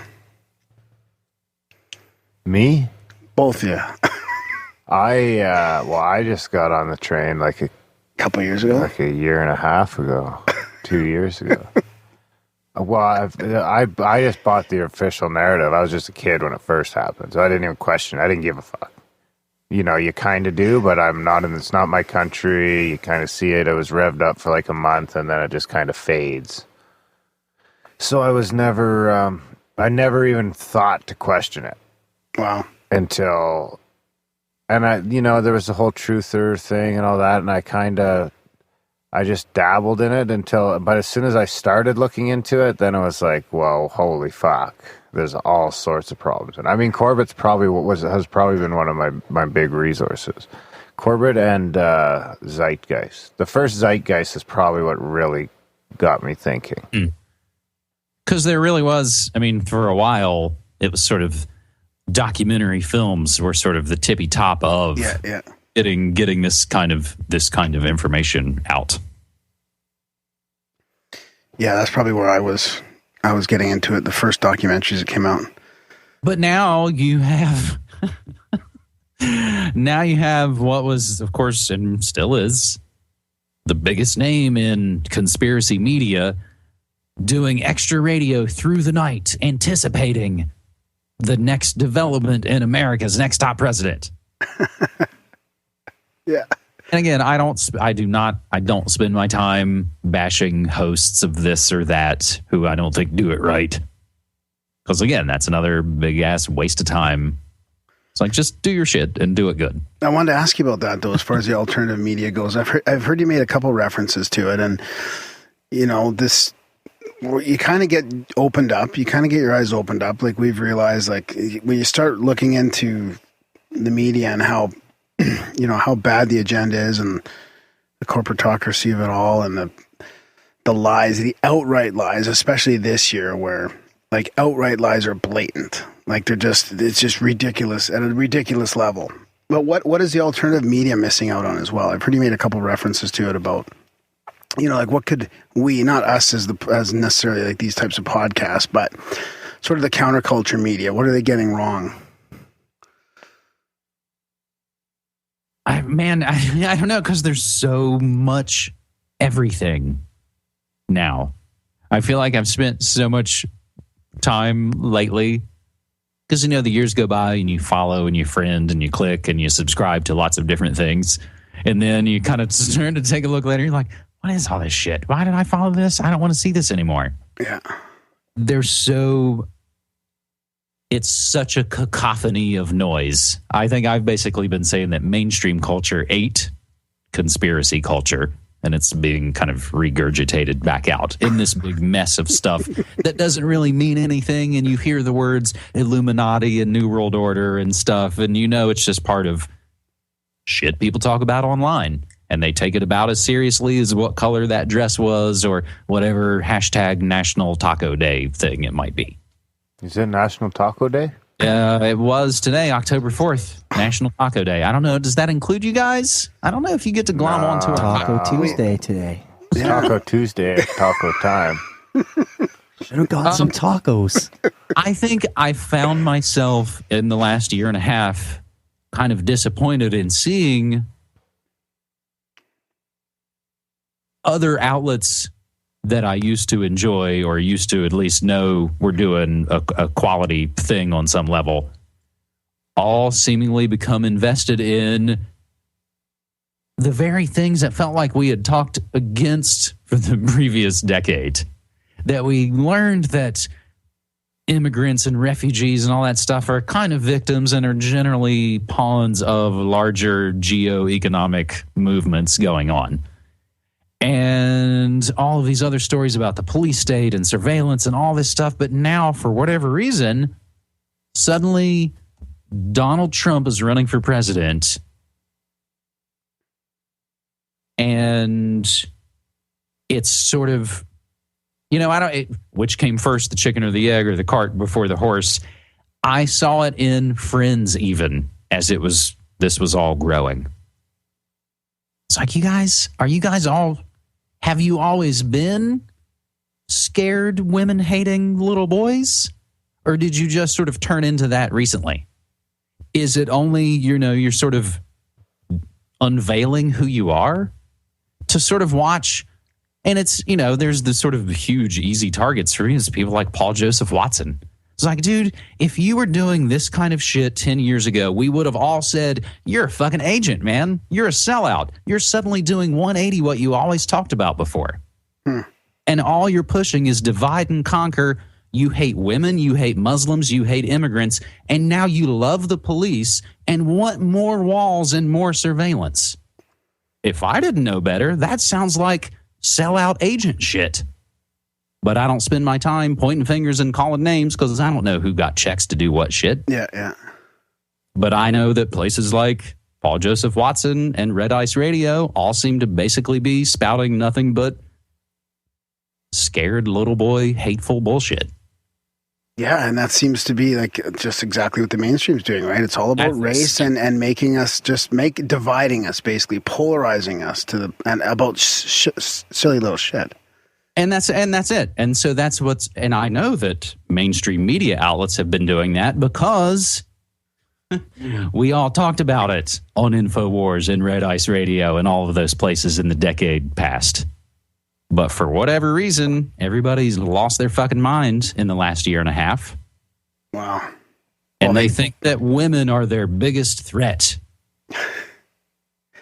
Yeah. Women? What's the problem with the women? What's the problem with the women? Feminism is a cancer, man. Haven't you heard? You fucking cuck. Haven't you heard all those slogans and things? Yeah. They do get a little carried away sometimes. They do. And for me, again, if this were 2006, people who are into, it makes it sound dumber, but people who are the audience of alternative media, they would have said, that's weird. Why did they suddenly flip? It was almost like they turned into something else. Now, do I believe Red Ice or InfoWars are all bought and sold out and they're getting big checks from Soros or David Duke or whatever? Probably not. But again, what did I say? It becomes an addiction. The more you start to feed into this shit, the more it kind of consumes you and becomes you. Well, there is a lot of, evidence of money and paid shillery going on. We were just, James and I were just talking about that beforehand, right? I mean, there's, even Hillary's put out millions for online trolls. And so where does that end? The hundreds and hundreds of billions at disposal, they could easily, fund some of these other and that's why places. It's, depressing looking even at, the comments, let alone posts. You can see that it's like, well, obviously, and we've known this as we reported on it many, many moons ago, there are soldiers who are paid to copy and paste propaganda into comment fields and replies and stuff. Yeah. And that's a long time ago. So even once that seeds itself into the internet, now there's people who in some ways like, man, unlucky for you, some people actually got paid to be sellout propaganda whores. You're just doing it and repeating it. Yeah. Can we get paid for that? That ship's probably sailed, buddy. Sorry. for you or us. So what about, speaking Who's legit? Who do you think's legit? Who should we be listening to other than yourself and ourselves? Well, we don't really broach the political spectrum too much, so we stay out of it just for that reason. It is too polarizing. Well, and that is, you guys are you guys kind of more parapolitical? We're more paranormal. Yeah. And I would, yeah. So do you know Clyde Lewis? Have you heard Ground Zero before? I've heard of Clyde Lewis, yeah. Okay. I have not. But I used we to get listen into to more Red Ice once in a while until he went off the deep end. Well, that. So See, okay, and I'm not the only one feeling that, right? No. Darren and I have talked about that. Darren stopped listening to Red Ice. Yeah, it was just getting a bit too wacky for him. So how do you know who you should be listening to and who you shouldn't be? Because there's no way to know for sure if they're actually, paid to do an agenda to trick the mainstream into believing a new belief system, so that you basically right now they're trying to trick the Americans into accepting a police state. Let's put up the walls. Let's get more guns. And, it's just trickery. It's hard. It's hard to know what to. I mean, there's been media trickery since even before Orson Welles and War of the Worlds. Mm-hmm. I mean, I ended up getting, it was kind of odd. I got a lot of pissed off Corbett Report people who were mad about Newsbud and Sibel Edmonds for whatever reason or this or that.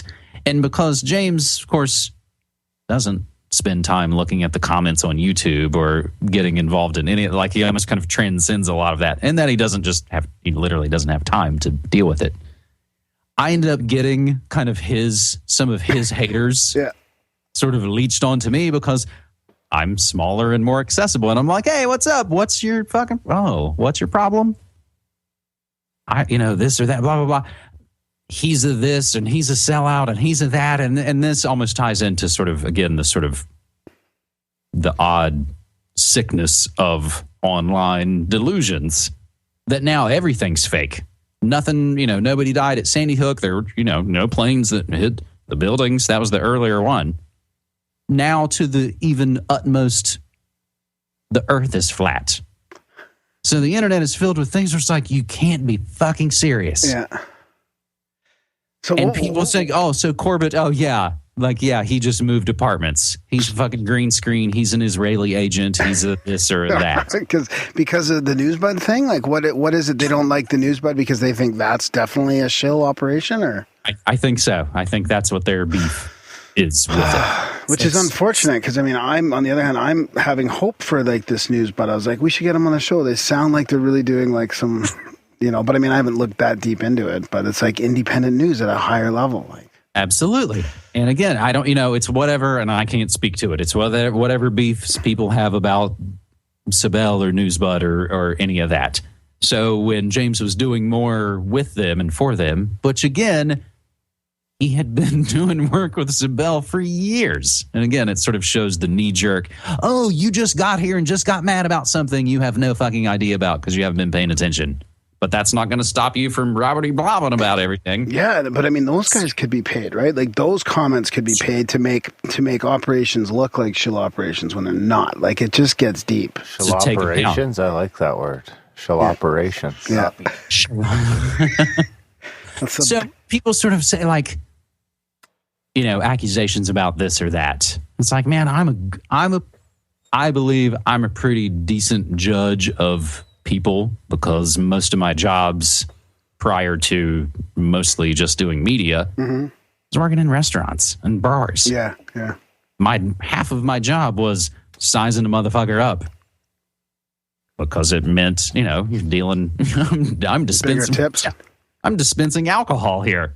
Well, and also just, people, you never know what kind of person you're going to get. You're going to have to deal with them. Are they drunk already? That kind of stuff. And when the accusations come to me that are just so bald-faced ridiculous, one, I realize you have no media literacy, which again sort of makes me go, either you're in on it, meaning you are a paid shill, or you're a moron. In either case, I don't have time for you. But I can unequivocally say in the, 7, 8 plus now years I've been in contact, and I've never met James Corbett. We've only ever talked on Skype. I've never for one sliver of a second had any interaction or any moment where I was like, oh, that's weird. He's a fucking dude in Canada who moved to Japan, who got turned on to alternative media, who was already a really smart dude. And I would imagine that if he weren't doing his own independent media empire, he would be really successful doing whatever he was doing, whether that was still teaching or writing books or whatever. So there's never been a twinge of a moment where I've ever questioned his authenticity. That's kind of people also like Doug Owen of Blacklisted News. He's fucking legit.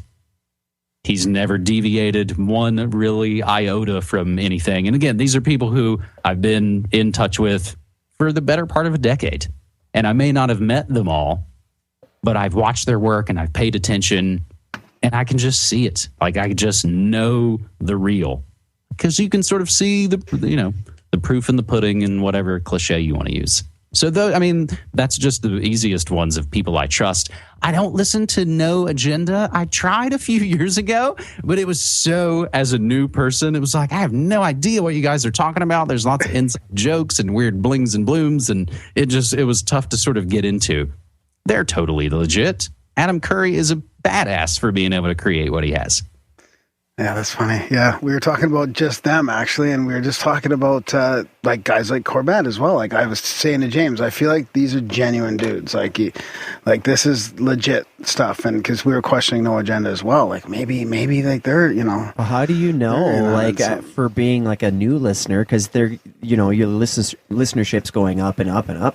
And I think the problem is that the more popular you get out there, the more hate you're going to see online and stuff, right? Just because of the numbers. Yeah. But it's going to be in your face more, and then somebody will make a comment saying that they're shills, and then how do you know to believe that or not? It just becomes a huge rabbit hole. Yeah. We've been called shills. Have we? For having a Mason on. Oh, right. Yeah. Well, that's different. Yeah, that's different. We're fucking and you guys are pretty shills. legit. I'll vouch for that. Somebody like Adam Curry, in a way, is lucky because he's been kind of a known thing for a long time. Everybody knows he was one of the early MTV guys.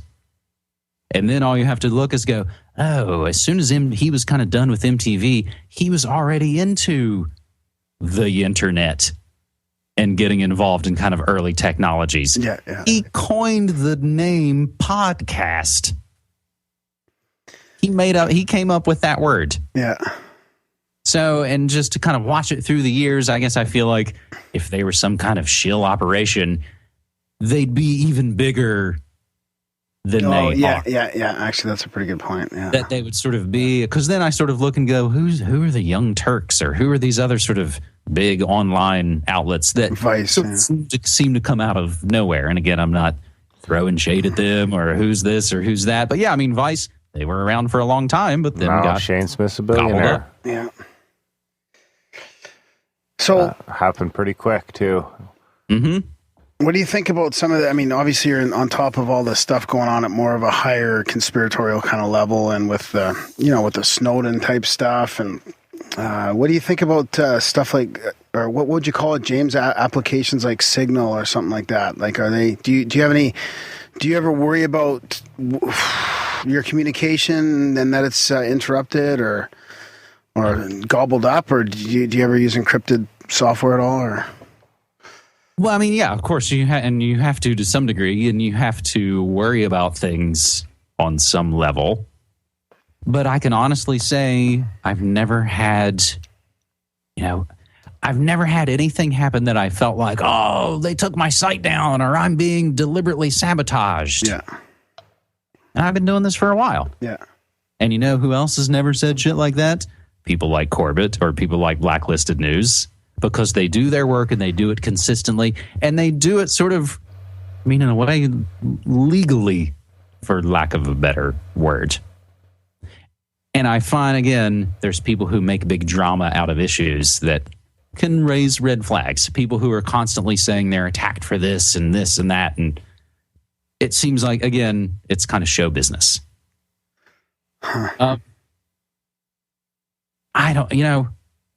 guess I've been saying recently on the shows, it feels like we're given and maybe it's always been this way, but we're given our heroes and we're given our enemies. We're supposedly told, Edward Snowden and Julian Assange are our huge enemies or our huge, heroes as far as our side of the fence that you referred to. We're supposed to be cheering them on against the powers that shouldn't be. Meanwhile, People who love the powers that shouldn't be are saying, oh, those guys are bad and they should be taken out.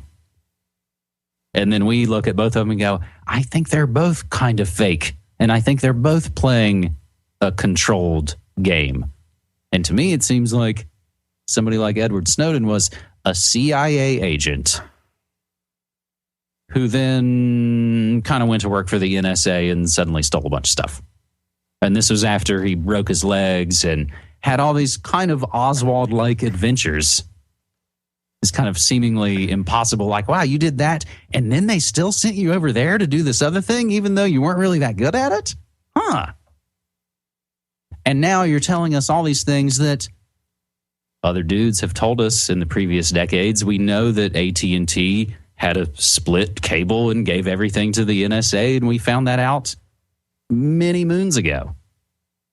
Now, maybe the massiveness of the Snowden leaks make it that much harder to ignore. But you have, mainstream outlets like The Guardian and the New York Times. When it suits them, they'll say, well, we can't publish that stuff. We can't talk about those Guccifer leaks or the DNC stuff because that's illegal. But when they're given this big cache of information sometimes from WikiLeaks, they get to vet it for weeks and look all through it and make this gigantic show about unveiling it. I mean, everybody was supposed to get this big WikiLeaks 10th anniversary, going to destroy Hillary drop today. And he talks and talks and talks a bunch about it. And then at the last minute goes, oh, no, we got to cancel it. It's like, man, if you have shit, drop it. It makes me think you're show business when you're doing it like this. And it makes me question the legitimacy of it. So even when, and I even made this when I do the daily show, I have a sort of, album art that goes out with the podcast. The album art that went out today was just the transcript of in the, Situation Room meeting where Hillary said, can't we just drone this guy? And people kind of laughed and were like, oh, that's funny. And then she continued to sort of seriously talk about how this guy's just walking around free, thumbing his nose at America and getting away with it. We were like, oh, shit, she's kind of serious of why haven't we killed this guy with a robot? Which anyone paying attention would kind of go, hey, yeah, if Edward Snowden and Julian Assange are the most wanted, most hated people in the world, it seems like they probably could have scooped him up over the last 5 years. Because some kid who tries to swat somebody or rob, everybody gets busted for everything all the time. But somehow Sean Penn can go hang out with El Chapo. And John Cusack can go hang out with Edward Snowden, but we can't figure out how to get there. Lloyd fucking Dobler can go hang out with Edward Snowden, but we can't get him. Well, I guess isn't the problem Russia because it's Russia? Can I go to Russia? Can you go to Russia? Yeah. Yeah, we can just go to Russia? Yeah. Do you need a visa? Yeah, you do. You need a visa? It takes a few days to get one, yeah. That's not bad, a couple of days. So is it, I think, I definitely could get on board with Assange. It seems weird that they haven't just, went in there. Like, what's Ecuador? Who the fuck's Ecuador? Like, you can't just lean on them a little bit. But Russia's a little harder. That's true. Yeah, but then why haven't they disclosed way more information? Like, they should have all kinds of dirt, right? Yeah, like whose grand plan is this following, right? Yeah, that's like, what's the point of having someone like Snowden out there doing this then, if it is a conspiracy? So, like, where is this going? To divide us again. It's like the division that happens on our media level, that's like way up there in the higher level, like dividing us really over like safety and security and freedom. Like, so that they don't know what to believe. Yeah, maybe. What do you think, James? That's kind of been a great success of kind of the mess of the internet. Because you can look at it in a positive and a negative way and say, everything's on there. Yeah. And the truth is just a needle in a haystack now. There have been little bits of research done showing people are censoring themselves more because they know they're being spied on online. Ooh. Now, is that,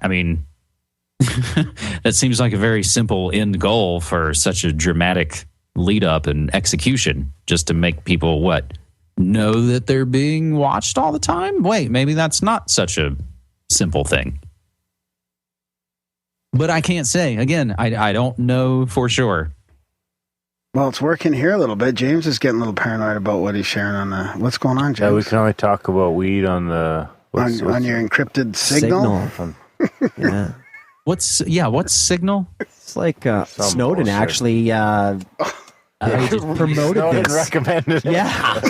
So it's just the number Putin that's one reading your stuff. Yeah, now. the number one private encrypted chat app now for your phone. And, there's talk that it is compromised. It's probably, getting snooped by the NSA. So they basically tricked all the people that want to do illegal shit into using this app, and now they're just watching it. Yeah. Because Snowden says it's cool. Right? And That's another good reason. So what about the idea that it's like CIA versus NSA, and they want the NSA to have, they put in Snowden to fuck with the NSA so that they can get more of the funding, the black funding. That it is just sort of internal battles between agencies. Yeah. Sometimes I think that as a species we're just that inept that's just, in certain ways it's just like organized chaos. Like, Everybody's fighting each other. Everyone's kind of semi-corrupt. There's not really a grand plan, but it's just a bunch of fumbling idiots. And as institutions and organizations get bigger, they just couldn't run it. Could you imagine us at the top trying to figure this shit out? We can barely figure out fucking Prem Steel. Obama can't even shut down one jail. He promised to shut down Gitmo. That was his big election thing 8 years ago. And he can't even shut down one prison. So where's his power?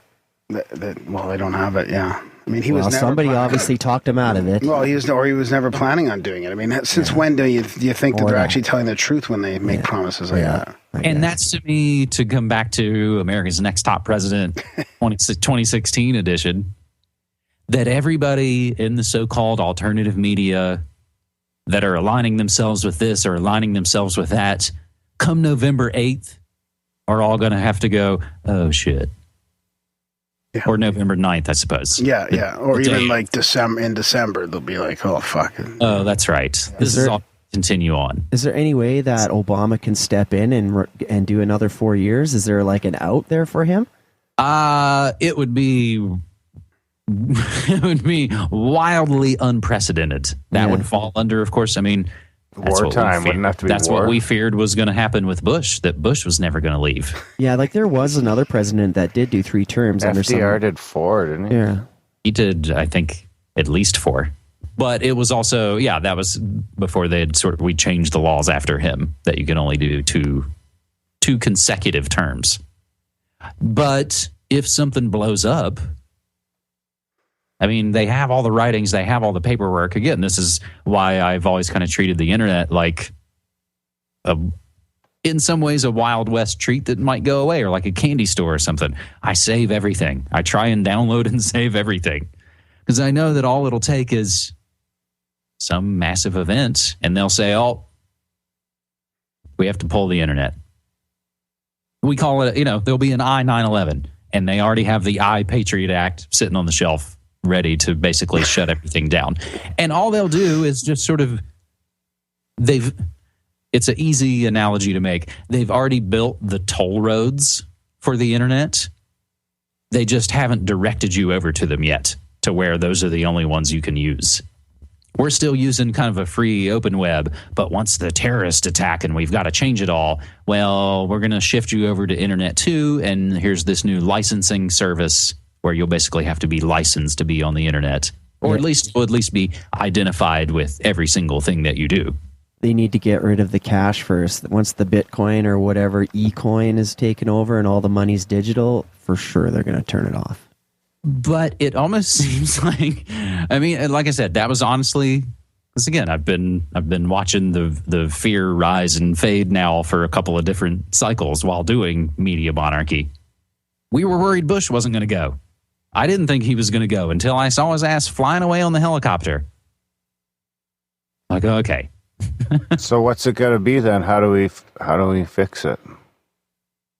There's no easy answer. The easiest answer is to not take part and to slowly figure out ways to remove your consent and to not be involved in any of it. Yeah. Because I say, it's like, well, I'm obviously not on a farm being off the grid. I'm in a city doing media monarchy, talking about technological issues and sort of now things. So until that happens, I guess, you have 1 foot in and 1 foot out, I suppose. I don't know. It's you gotta. You don't think there's any way it spins over that these empires start crumbling?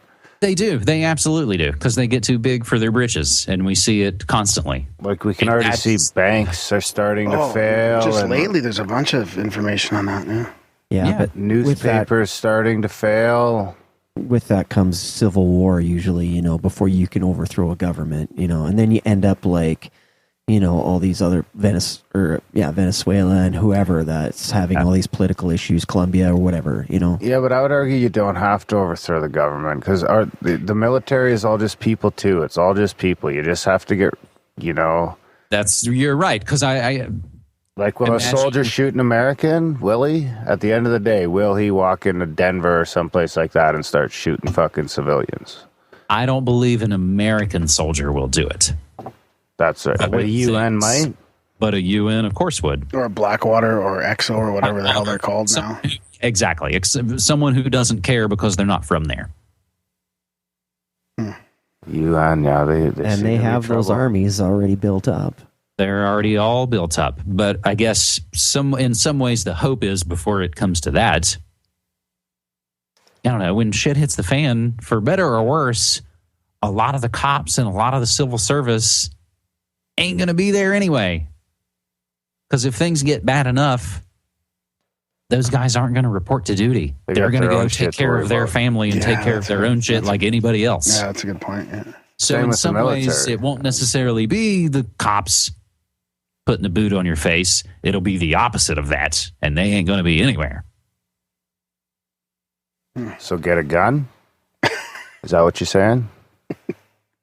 That's probably one thing to do, because that's a very simple, proven, and effective method to protect your home and family. In an apocalypse, you want silver and lead. That's it. That's and food. Yeah. Well, I need a solar case for your iPhone, so you can still listen to the last podcast that you were on your phone for the rest of the time. It's almost like right out of Mr. Robot, though. Like, we're almost at that point where there's either going to be a huge hack or a huge false flag, like like you were talking about I-911 is Mr. Robot's theme, right? Have you ever heard of that show? Oh yeah. I haven't dived into it. It's been one that I basically in the early. Yeah, we can't really spoiler this though. No, but you'll appreciate it, James. So you gotta keep that in the back of your head and get into it. Don't go fucking spoiling Mr. Robot. Yeah. No, I haven't. Really, we can't say too much about that. Okay. I haven't watched it, but I went from having people early in the year kind of tell me about it. We're like, dude, you should check this show out. It's pretty rad. Yeah, it's really good. To then not having time to investigate it, to then as the year went by going, well, that turned into the most popular show of the year. Oh yeah, we're not paid Mr. Robot shills right now or anything. I should have listened to those people telling me about it earlier in the year and done a Media Monarchy show about Put it this way, it fits right in with what you're doing. That's pretty cool. Yeah. Yeah. Shit, I don't. What? Just to sort of go back to like, what do we do about it? In those situations, and I'm not the greatest at it either, because it gets hard being in a city, like we were talking when we were off mic, when we were first connecting. Portland has grown by leaps and bounds in a very quick, very small, amount of time. And so it makes you kind of get your city face a little more. But if the shit hits the fan, if you know your neighbors and you know your community, and you might be a little better suited, and communities deal with this shit all the time. Floods happen, hurricanes happen, tornadoes happen. If you hopefully know your neighbors, you can hope that they won't be kicking your door in to hopefully rob and steal from you the moment something goes bad. Mm-hmm. Because, like I said, I don't think the cops will be there. Do you think that's a big problem in a lot of U.S. communities? Like in Canada, it would take a long time before that would start happening. People would have to be really, really fucking hungry. They would. It would have to hit pretty hard. it's going to happen in the cities first, because that's where the most people are and the least amount of resources are. So maybe it's best to just start fucking taking shit down right away. Just be ruthless. No, you just go live in the mountains and have a little farm and take care of yourself. That's an option for us and here. That's what I see more and more people doing. And people that are running alternative media outlets. I think it was actually, it might be the dude that runs, Activist Post. Yes. If you know that website, I was, messaging with that guy. He and his family just recently moved from wherever they were to a more rural location where they have a farm, and they've gotten more and more off grid. Like they sort of made that jump.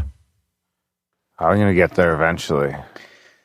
Yeah, not even to be paranoid, like just the health benefits alone are good anyway, right? You don't have to wear a tinfoil hat to go out there and grow your own vegetables and go off grid. Or at least just to have a couple months. I think it was you, James, talking about a couple months of just food, like just prepper, just a little couple month prepper box or something, right? Like, and it doesn't even take a collapse from our political system. It could be a solar flare, like a Carrington event. And that just, if that happens and our power grid goes out in North America, we're just as fucked anyways. Like, yep. And there's even little simple mundane things that can happen depending on where you live. You go, oh shit, that flood wiped out I-5, and that's the place where all the trucks come up with the food distribution. Yeah. So now the grocery store didn't get a delivery Monday or Tuesday or Wednesday.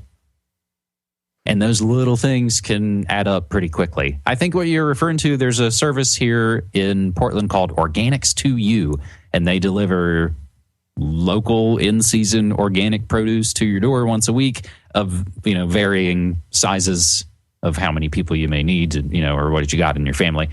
That's a really simple way. And again, we've been using it for years, but the great thing about us talking right now is that everything's kind of gotten decentralized. Mm-hmm. Yeah, we have to use Skype to talk right now, but there's other services. There's other ways. We are kind of creating.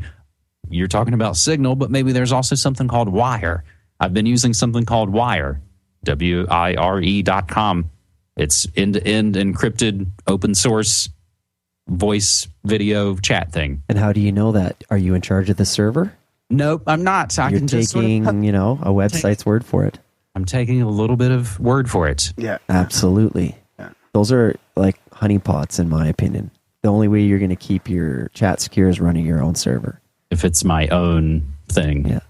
Well, and then again, that's the battle of it all. So I was talking about on my show this morning. It was like, could we do media monarchy using nothing but Raspberry Pis? Yeah. I'd argue that you could. If you could trade the Raspberry Pis for an iPhone. Because I don't know well enough about them. Yeah. You got to sell the Pis and take the money and buy a computer.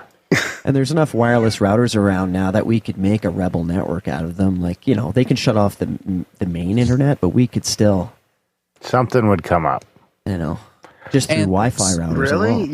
You could network together? Like all the Wi-Fi routers are just only in a together. city, though, right? You couldn't go past your range. No, exactly. But, yeah, which again is sort of what we all argue for in some ways in the first place. Yeah. That there's amateur radio networks. There are sort of those weird underground things that have always been around that, thank God, actually will be there if and when shit hits the fan. That's why I was, I'm a huge, again, media fan.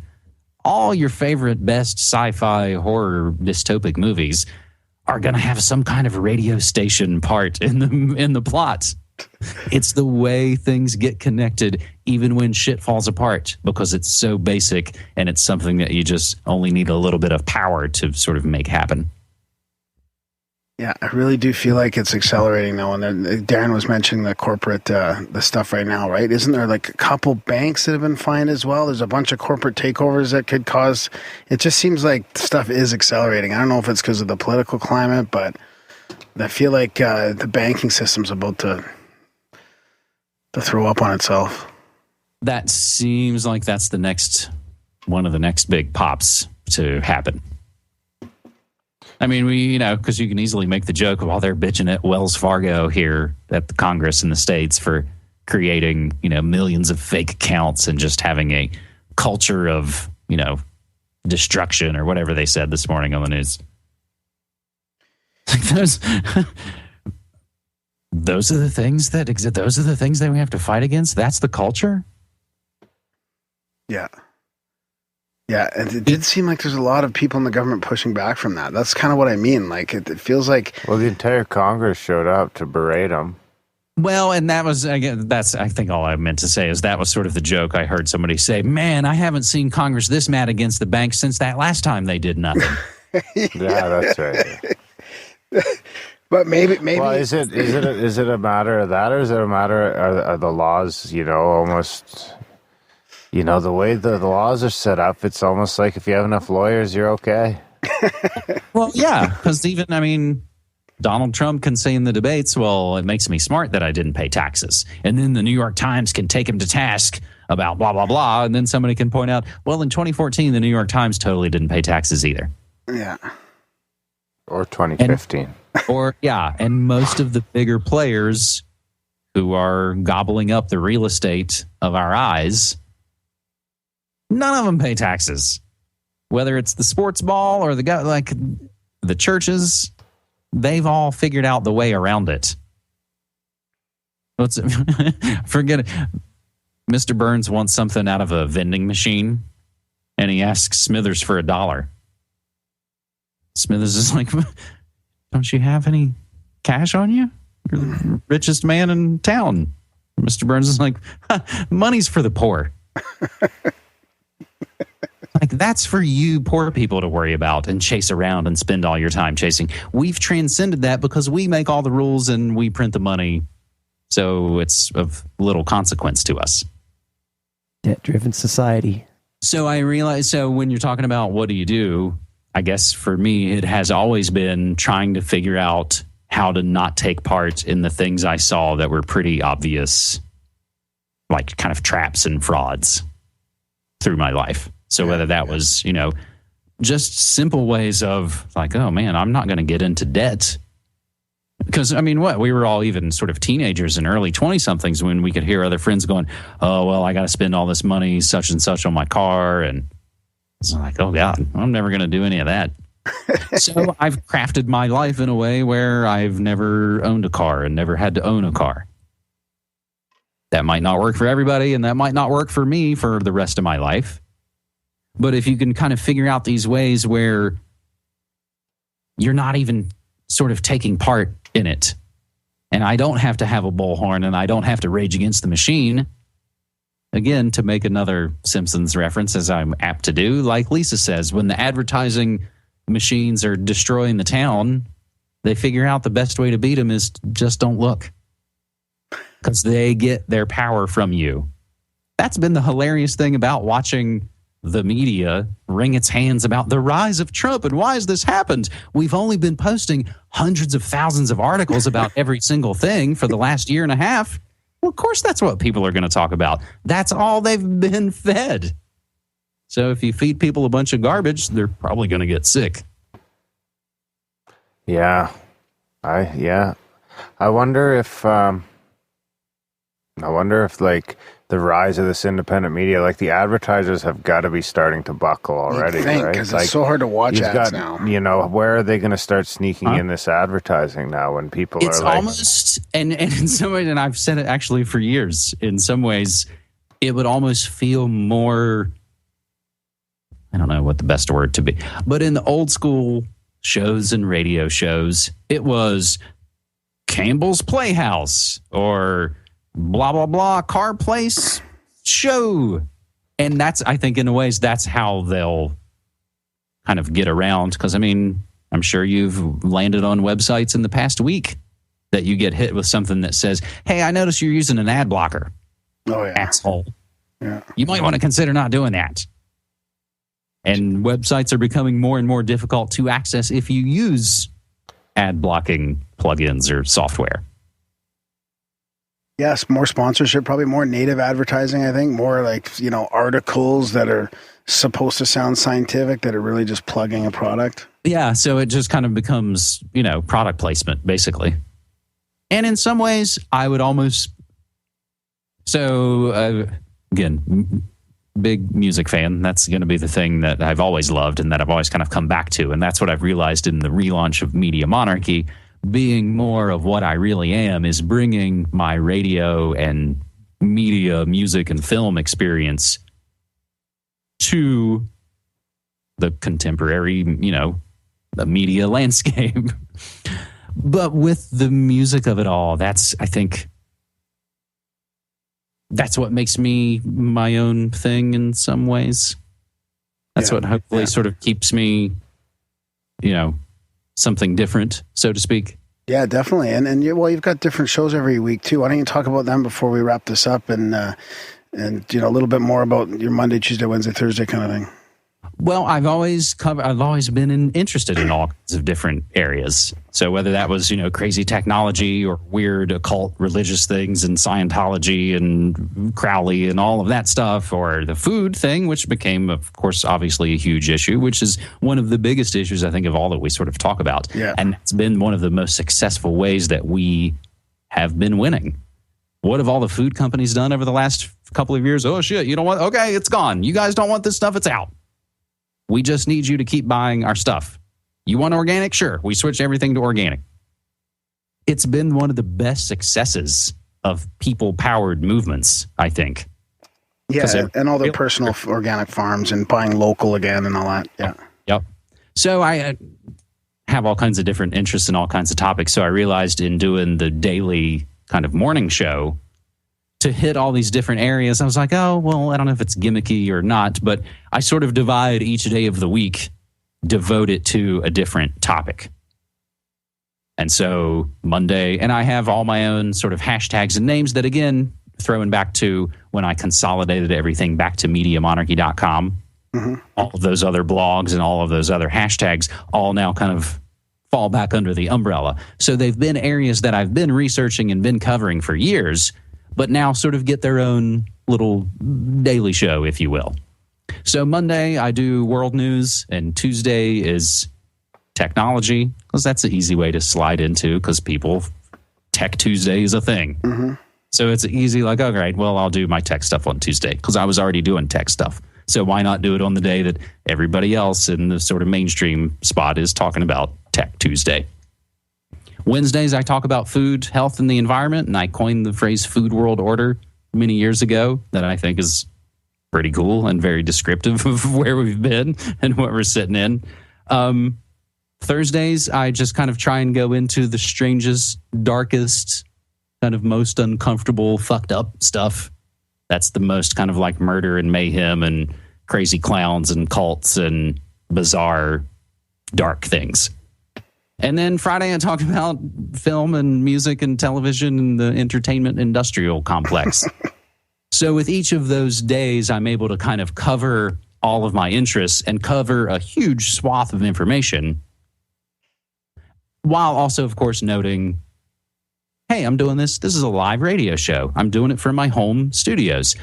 I know there are other things going on in the world, so I can talk about a little bit of the morning's news. And of course, if there's big important things, I'll spend more time if it's the bigger thing. Right. I'm not going to say, you guys, we have to talk about carrots. I know the White House got blown up, but it's Wednesday.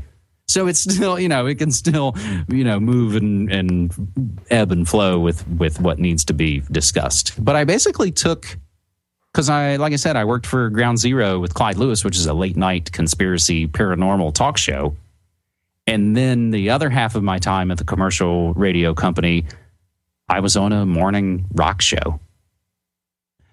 So trying to maybe take what I learned from those commercial places and apply it and reapply it and change it to make it suit my needs and what Media Monarchy is and should be. And just sort of learning what some of those tricks of the trades are, even down to figuring out, you got to find out who their publicist is if you want somebody for an interview. Just sort of little simple media things like that. Because again, there's no real trick to it. It's just figuring out how anybody sort of does anything in their fields or in their jobs. So trying to sort of take all those tricks and bring them back to doing Media Monarchy in the morning show and doing it on my own, hopefully now is the more truthful version of what James Evan Pilato and media monarchy is. Nice. If to me back in 2006 and 2007, I probably was drinking a bit of the InfoWars Kool-Aid and was pissed off at immigrants and false flag and just rah, rah, rah, rah, rah. Yeah. And then the years go by and you become a little more measured and you figure a little more out and you realize you don't know everything and you're trying to learn as you go. And I realized I had been leaving a part of my media side away, and I remembered that that's one of my best points. I can talk about media and I can talk about propaganda because I've studied it and I've worked in it and I know how it works. And I can hopefully give, an authentic view of that. So hopefully the morning show, when people, I think it's great to, get those emails from people who say, hey, I've watched you on Corbett for years. I know you do New World Next Week. I know you started doing your morning show. I finally checked it out. You're like a radio guy. You're like actually... And it's sort of like, hey, sweet. Like to have people kind of go, oh, not that I am, and not that I felt like that was, not that I'm just some, side man, but that people can say, oh, not only is he pretty cool, but he offers something other people maybe aren't offering. And it comes with hopefully an authenticity and a passion and a knowledge about things that hopefully resonates and rings true with people. And again, that's what made me finally feel like this is what I have to do. I have to make media monarchy my full-time thing. And if all goes well, as it so far has, and I've only been making it my full-time thing for less than a year, and it's already been wildly more successful than I thought or hoped it could be. There was a part of me that was like, I may try this relaunch and it may completely be a dud, and I'll be crawling back to the radio station in a couple months. No, that answers my question. My last question is that's obviously what you're going to be doing in the near future, right? It is, absolutely, for sure. And to do it consistently is a huge part of doing this kind of work. Because, and again, I've been doing it for a while. People will ask me, hey, how do you do this? What's the best way to do that? Consistency is a huge part of it. Consistency of just being there and doing the thing that you do. Because everybody knows that Brian Williams is going to be on the news at 6 p.m. at night, and everybody knows that your favorite drive time morning show hosts are going to be on your radio dial every morning. Yeah. If I can be as consistent and hopefully informative and musical and fun and way better than all of those outlets are in the first place, because I don't have commercials, I say what I feel, and it's not a corporate agenda, and I obviously am into it. You watch a lot of those news things and you realize you're watching models who can read stuff good. Yeah. Right. Hopefully I'm bringing that kind of authenticity, and that's what I, hope to continue to do with it. It's all about reading the teleprompter. Yeah, right on. Well, I think it's working, and I'm going to put links to all that in the show notes as well. And I've been attracted to the independent media more often. We have a couple guests on, like Joseph Farrell, who does a weekly thing, and yours now, and James Corbin, and that seems to me like where I need to go to get my news of the world. Yeah, because sometimes I feel like I'm in a bubble and I'm not paying attention to anything. You're in a bubble. I feel like if and I sort of make this, and I'm not exactly set up to offer you any sort of money back guarantees or anything. I feel like if you checked out a week of media monarchy, you would have such a bigger view on news and information and culture, and you wouldn't come away feeling like you were powerless and scared and freaked out. You would feel like someone was kind of showing you how they've been doing magic tricks. And they were kind of fun to hang out with, and they played some cool music too. Yeah. Sounds Absolutely. Good. That's it. Check it out. Go check out James's stuff.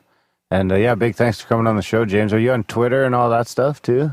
Yeah, I run my mouth a lot on Twitter. That's probably the place where I'm most likely to blah, blah, blah. Say, the more knee-jerk kind of things. I thought I saw a hashtag come over my phone recently, Big Mouth News Week or something like that, or Big Mouth News. I said Big Mouth Strikes Again.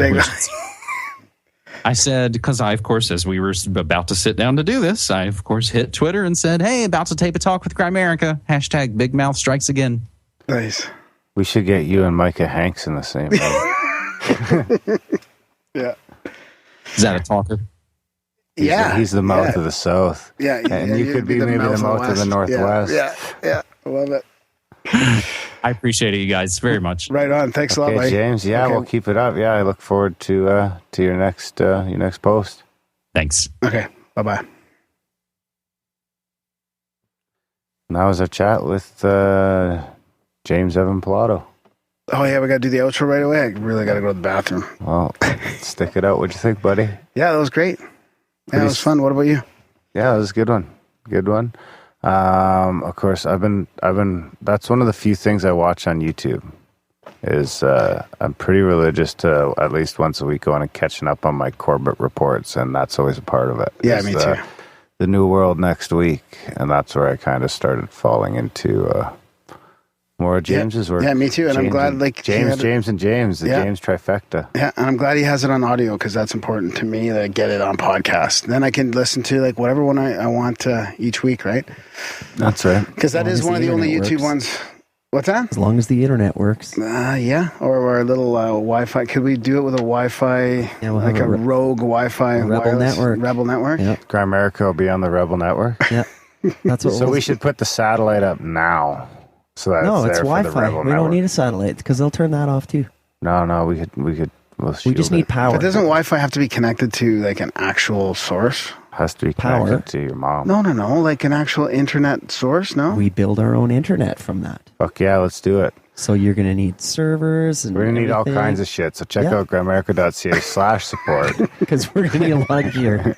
Sign up for a monthly and help us save the internet. We have gear acquisition syndrome for the collapse. The Rebel network. Yeah, so sign up for a monthly there, guys. Make a one-time donation, get a shirt. Check out grimerica.ca/swag for all your Grimerica merch. Grimerica.ca/news for the newsletter.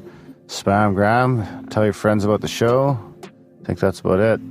Thanks for listening, guys, and we will see you next week.